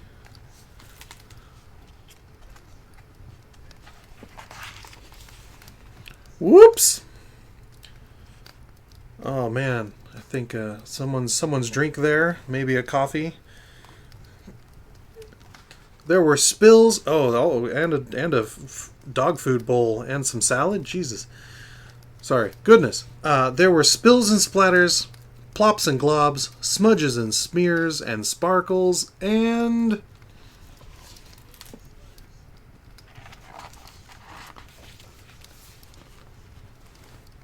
my Hanukkah Pajamakkahs are finally spotted. Ruthie laughed. It really is a Hanukkah miracle. Delightful. I'm glad we added this to the rotation. That's pretty fun. I'm going to hit up my Hebrew homies and do some research on some of the foods and beverages and pronunciations.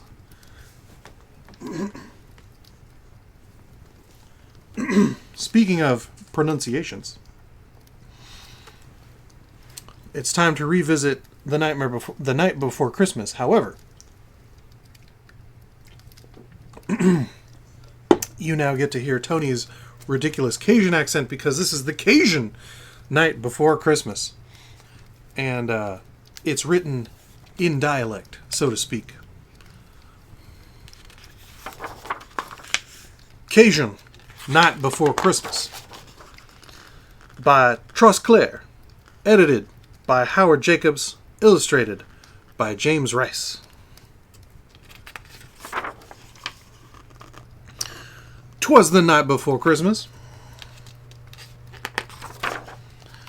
and all true to house, they don't a ting pass, not even a mouse.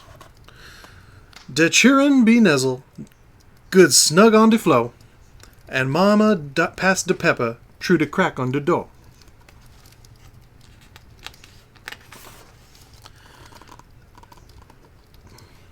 Den mama in de fireplace done roast up de ham, stir up de gumbo, and make bake de yam.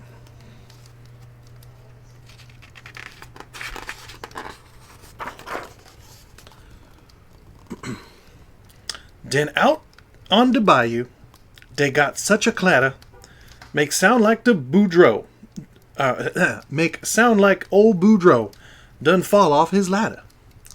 I run like a rabbit to get to the dough, trip over the dorg, and fall on the floor. Dorg.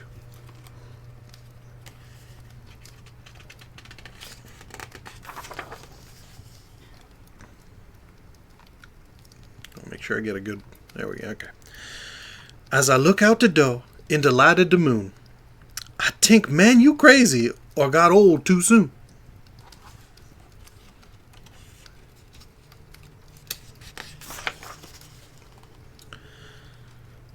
Cause there on the bayou, when I stretch my neck stiff, there's a alligator a-pulling the skiff. And a little fat drover with a long poling stick, I know right away, got to be old Saint Nick.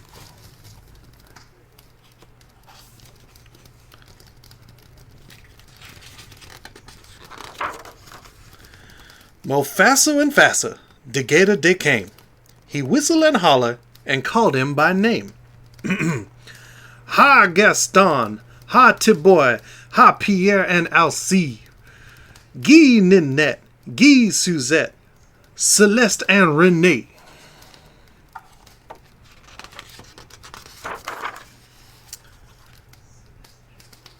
To the top of the porch, to the top of the wall, make crawl alligator and be sure you don't fall. Terrifying. Like Tante Flo's cat, through the treetop he fly, when the big old hound dog come a run himself by. Come a run himself by. Thanks, Harmony. Yeah, channeling the inner gambit, 100%. Like dat up the porch, come old gator climb, with the skiff full of toy and St. Nicholas behind. That's a very complicated process they have there, but apparently they've practiced, and so it's good to know they work as a team. Then on top of the porch roof, it sound like the hail when all them big gator does sit down with they tail.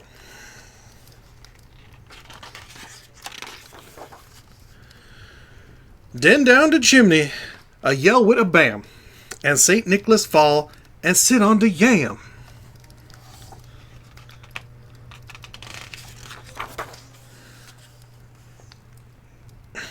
Sacré, he claimed. My pant got a hole. I done sopped myself on them red hot coal.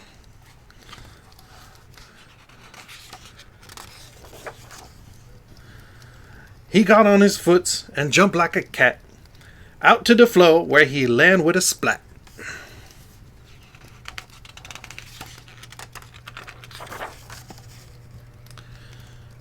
He was dressed in muskrat from his head to his foot, and his clothes is all dirty with ashes and soot. A sack full of plaything he throw on his back. He looked like a burglar, and that's for a fact.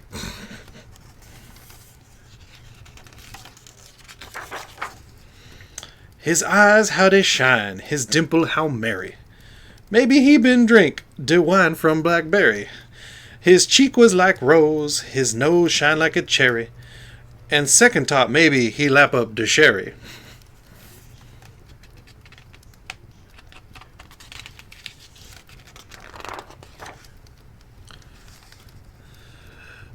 with snow-white chin whisker and quivering belly. He shook when he laughed, like the strawberry jelly. But a wink in his eye and a shook of his head make me confidence that ain't got to be scared.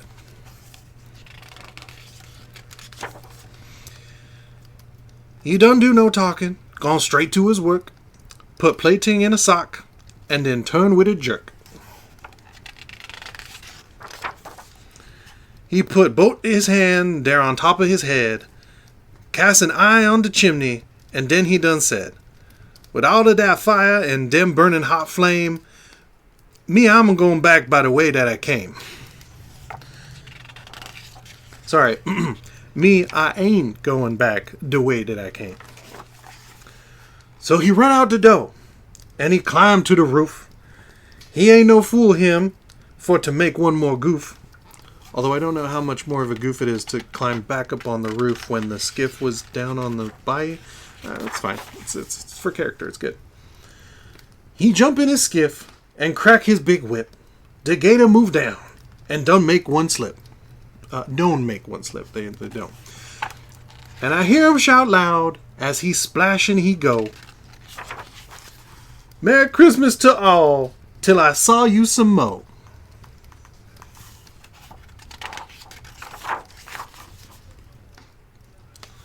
Merry Christmas, y'all. Oh, sorry I missed you earlier, Nathaniel. Thanks for the endorsement. Nathaniel, please, are you also sometimes known as Swags? Looks like it, because I think you're subscribed to us and are our very own member of the garage, Nathaniel. You have a similar air to you, but either way, happy Hanukkah. I believe it's the first night. More research I should do because there he is. Yeah, what's up, man? Because depending on the day, depending on, I don't know what factor dictates when Hanukkah starts, and maybe I should look into that because it's fun to learn new things. All right. Moving on. This one is one of JC's favorites, The Polar Express. JC even watches the kind of terrifying Tom Hanks CG movie every year. I think we've watched it too many times because it stopped being less scary to me recently, and I think that means something. Anyway.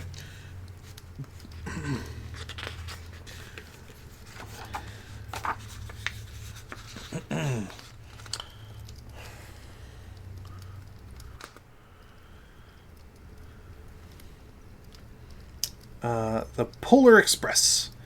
Written and illustrated by Chris Van Allsburg.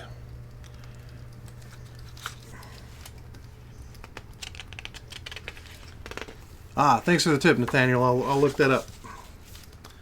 To Karen. The Polar Express. Let's see if we get a good... Yeah, you can see him. Okay. On Christmas Eve, many years ago, I lay quietly in my bed. I did not rustle the sheets. I breathed slowly and silently. I was listening for a sound a friend had told me I'd never hear. The ringing bells of Santa's sleigh. There is no Santa, my friend had insisted, but I knew he was wrong. Late that night, I did hear sounds, though not of ringing bells. From outside came the sound of hissing steam and squeaking metal. I looked through my window and saw a train standing perfectly still in front of my house.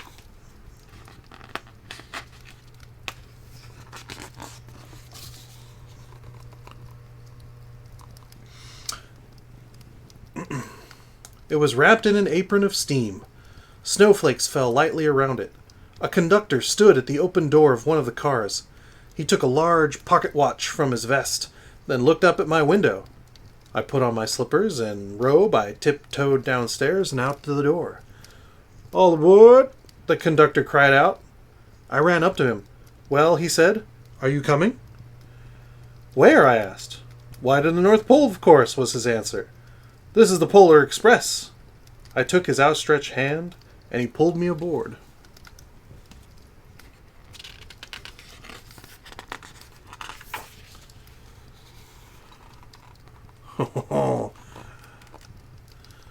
The train was filled with other children, all in their pajamas and nightgowns.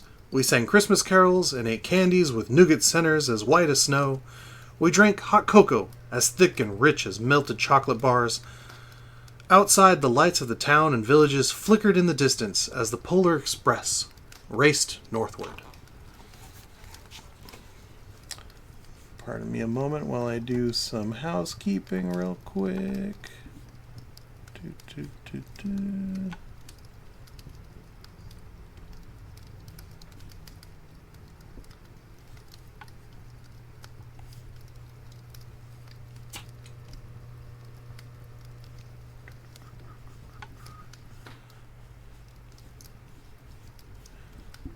Oh, just kidding. I don't know what the buttons are. Alright, we're going to keep going.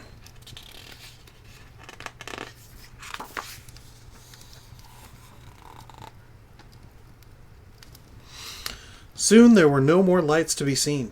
We traveled through the cold, dark forest where lean wolves roamed and white-tailed rabbits hid from our train as it thundered through the quiet wilderness.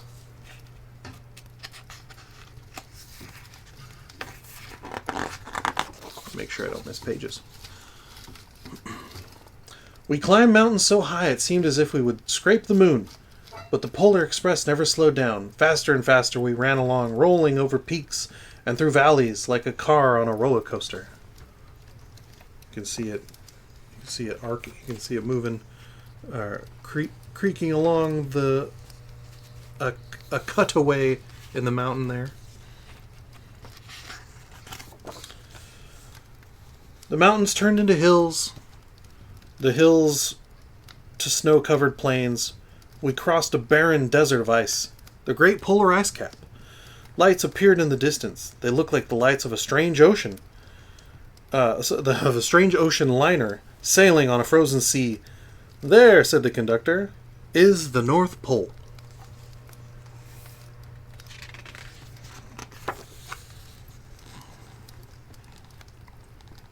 The North Pole. It was a huge city standing alone at the top of the world, filled with factories where every Christmas toy was made. At first we saw no elves.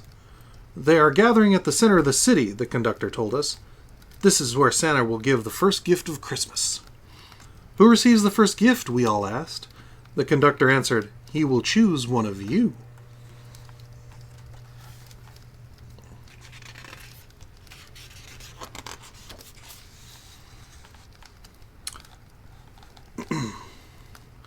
Look, shouted one of the children, the elves!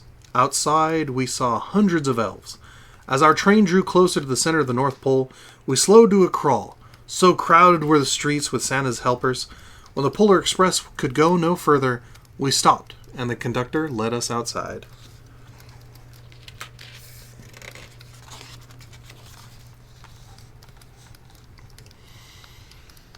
We pressed through the crowd to the edge of a large open circle. In front of us stood Santa's sleigh. The reindeer were excited. They pranced and paced, ringing the silver sleigh bells that hung from their harnesses. It was a magical sound, like nothing I'd ever heard. Across the circle, the elves moved apart and Santa Claus appeared. The elves cheered wildly. He marched over to us, and pointing to me, said, "Let's have this fellow here." He jumped into his sleigh. The conductor handed me up. I sat on Santa's knee and he asked, "Now what would you like for Christmas?"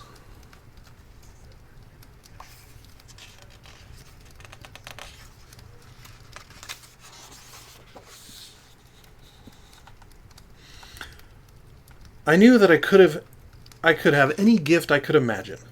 But the thing I wanted most for Christmas was not inside Santa's giant bag. What I wanted more than anything was one silver bell from Santa's sleigh. When I asked, Santa smiled. Then he gave me a hug and told an elf to cut a bell from the reindeer's harness. The elf tossed it up to Santa. He stood holding the bell high above him and called out, "The first gift of Christmas."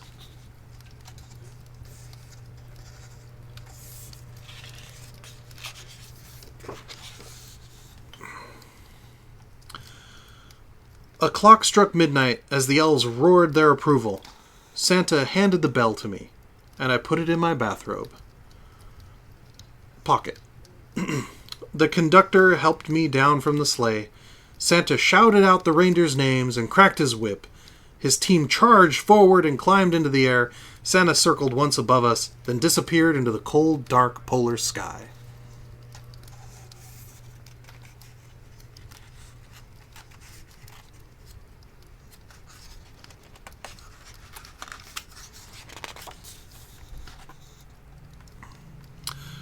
As soon as we were back inside the Polar Express, the other children asked to see the bell. I reached into my pocket, but the only thing I felt was a hole. I had lost the silver bell from Santa Claus's sleigh. "Let's hurry outside and look for it," one of the children said. But the train gave a sudden lurch and started moving. We were on our way home.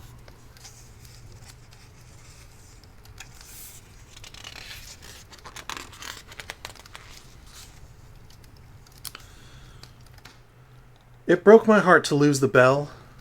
When the train reached my house, I sadly left the other children. I stood at my doorway and I waved goodbye.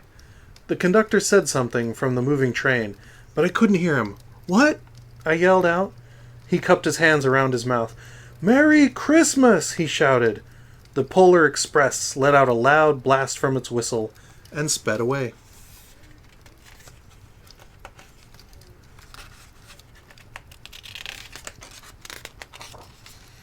On Christmas morning, my little sister Sarah and I opened our presents. When it looked as if everything had been unwrapped, Sarah found one last small box behind the tree. It had my name on it. Inside was the silver bell. There was a note. "Found this on the seat of my sleigh. Fix that hole in your pocket. Signed, Mr. C." I shook the bell. It made the most beautiful sound my sister and I had ever heard. But my mother said, "Oh, that's too bad." "Yes," said my father, "it's broken." When I'd shaken the bell, my parents had not heard a sound.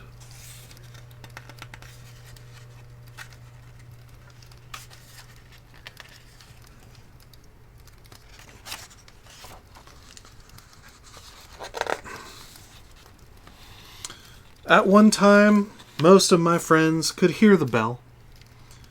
But as years passed, it fell silent for all of them. Even Sarah found one Christmas that she could no longer hear its sweet sound.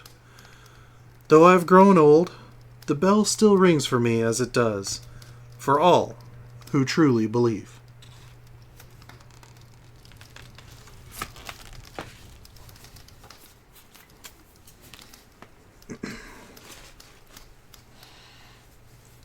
Whew! 10 o'clock? I didn't think we'd been at it that long. Time flies. Don't worry, kiddos. Hang in there. We're on the home stretch. Last one. I believe we've somewhat made it unofficially a tradition that the last one of the evening will be How the Grinch Stole Christmas.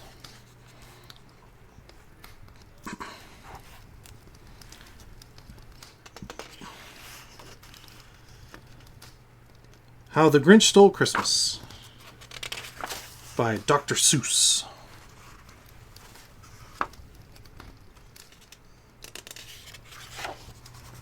For Teddy Owens. Little Who there.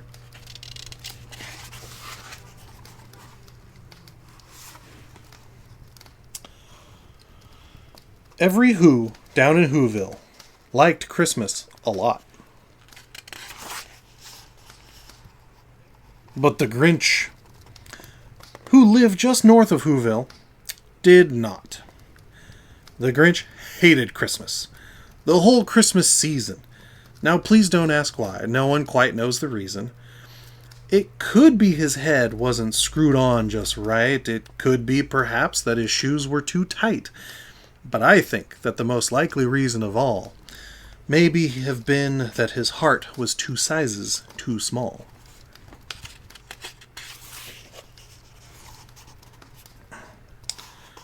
Let me get you the full page for this one. There we go.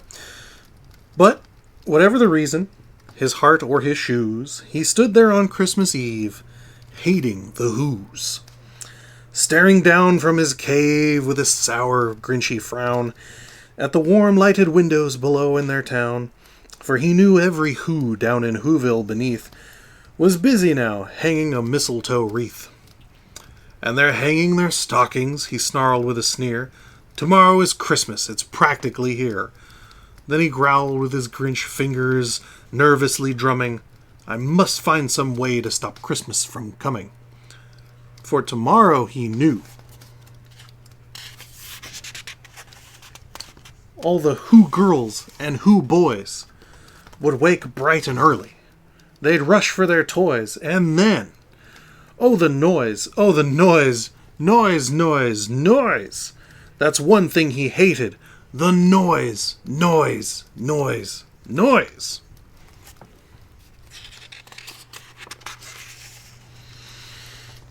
Then the Who's, young and old, would sit down to feast.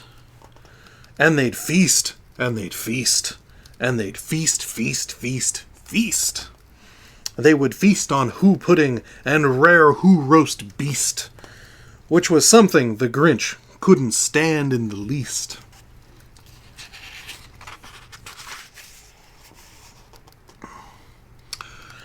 And then they'd do something he liked least of all. Every Who down in Whoville, the tall and the small, would stand close together, with Christmas bells ringing. They'd stand hand in hand, and the Who's would start singing. They'd sing, and they'd sing, and they'd sing, sing, sing, sing, sing. And the more Grinch thought of this Who Christmas sing, the more the Grinch thought, I must stop this whole thing. Why, for 53 years I've put up with it now. I must stop this Christmas from coming. But how?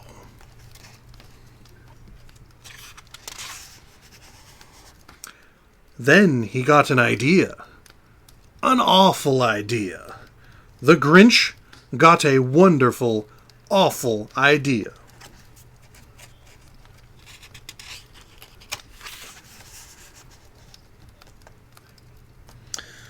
I know just what to do, the Grinch laughed in his throat, and he made a quick Santa Claus hat and a coat.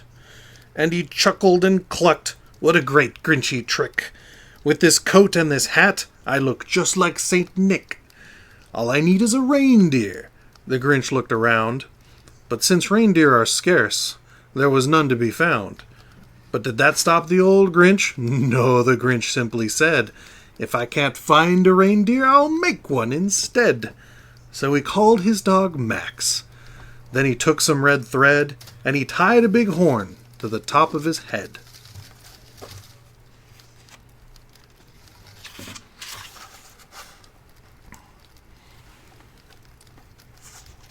So you get the sleigh in there, and Max, okay. Then he loaded some bags and some old empty sacks on a ramshackle sleigh, and he hitched up old Max. Then the Grinch said, "Get up!" And the sleigh started down toward the homes where the Who's lay a snooze in their town.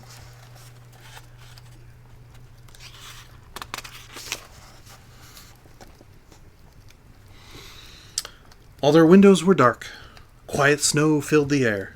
All the Who's were all dreaming sweet dreams without care. When he came to the first little house on the square, "This is stop number 1, the old Grinchy Claus hissed, and he climbed to the roof, empty bags in his fist.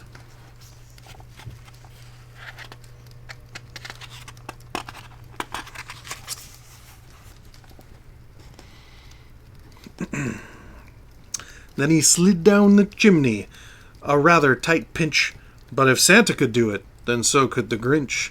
He got stuck only once, for a moment or two, then he stuck his head out of the fireplace flue, where the little Who stockings all hung in a row. These stockings, he grinned, they're the first thing to go.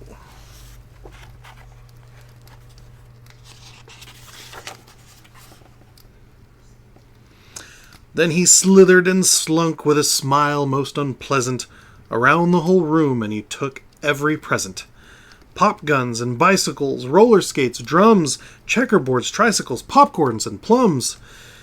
and he stuffed them in bags. Then the Grinch, very nimbly, stuffed all the bags, one by one, up the chimbley.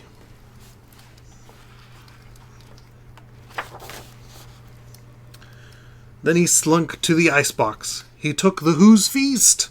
He took the Who pudding. He took the roast beast. He cleaned out that icebox as quick as a flash. Why, that Grinch even took the last can of Who hash.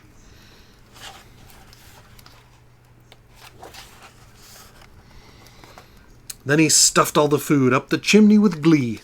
And now, grinned the Grinch, I will stuff up the tree.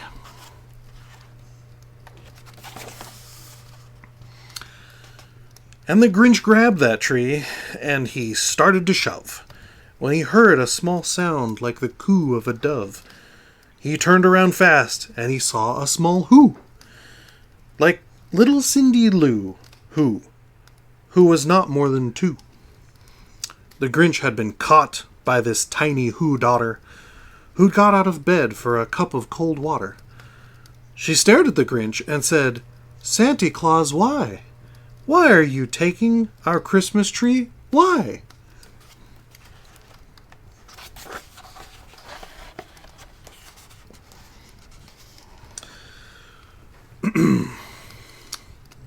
But you know that old Grinch was so smart and so slick. He thought up a lie, and he thought it up quick. "Why, my sweet little tot," the fake Santa Claus lied, "there's a light on this tree that won't light on one side. So I'm taking it to my workshop, my dear. I'll fix it up there, then I'll bring it back here." And this fib fooled the child. Then he patted her head, and he got her a drink, and he sent her to bed. And when Cindy Lou Who went to bed with her cup, he went to the chimney and stuffed the tree up.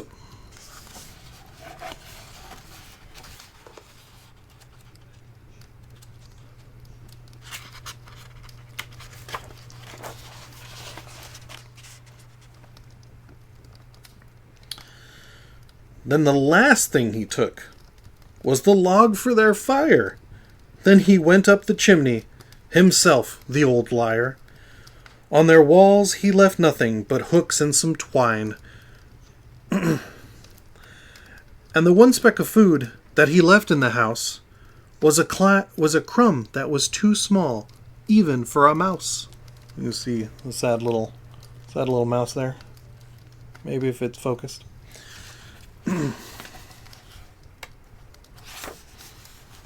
Then he did the same thing to the other Who's houses, leaving crumbs much too small for the other Who's mouses.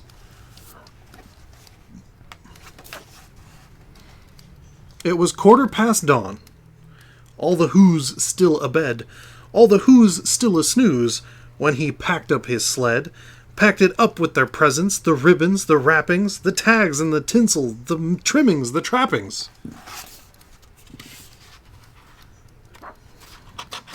Poor Max. 3,000 feet up the side of Mount Crumpet, he rode with his load to the tip-top to dump it. Pooh-pooh to the Who's, he was grinchiously humming. They're finding out now that no Christmas is coming. They're just waking up. I know just what they'll do. Their mouths will hang open a minute or two. Then the Who's down in Whoville will all cry, boo!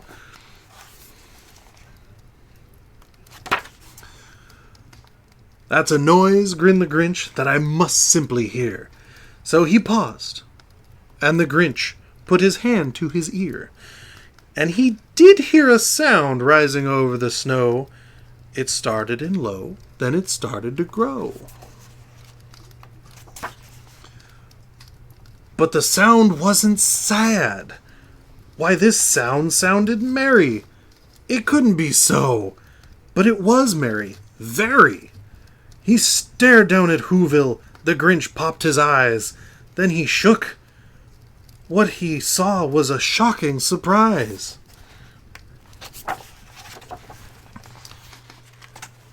Every Who down in Whoville, the tall and the small, was singing without any presents at all.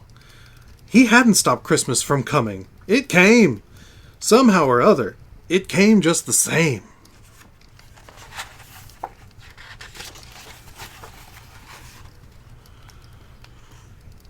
And the Grinch, with his Grinch feet ice cold in the snow, stood puzzling and puzzling. How could it be so? It came without ribbons. It came without tags. It came without packages, boxes, or bags. And he puzzled 3 hours till his puzzler was sore. Then the Grinch thought of something he hadn't before. Maybe Christmas, he thought, doesn't come from a store. Maybe Christmas, perhaps, means a little more.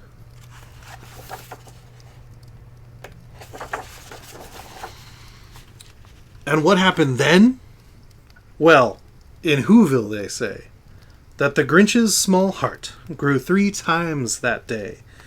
And the minute his heart didn't feel quite so tight, he whizzed with his load through the bright morning light, and he brought back the toys and the food for the feast, and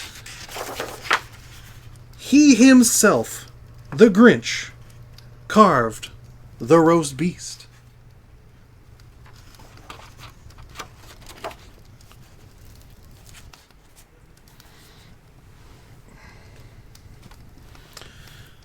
So once again, happy holidays. And hopefully you got a little roast beast yourself. You know, it's been kind of difficult for some people this year, and we're glad that you could join us either here live or later on the VOD, or even just on socials in the Discord, or even in the physical space with us. You know, we're still going strong. We're trying to figure out what role-playing tabletop looks like, or even board games for our channel, because we're not done with that, but we want to make sure that content is in a capacity we want. But as far as video games, those are still going strong. We've got Zelda going still. We've got JC on a couple games, and we might have Lisa guest again as necessary. And yeah, we just appreciate you coming along on the journey, and we hope next year is, even if this year was kind to you, maybe hopefully the next year will be even more kind, because we want that for everybody. So thanks again for joining me for story time, and I'll try to cut this up into chapters on YouTube so it's a little easier to find. And yeah, thanks much, and we'll see you next year. Happy holidays.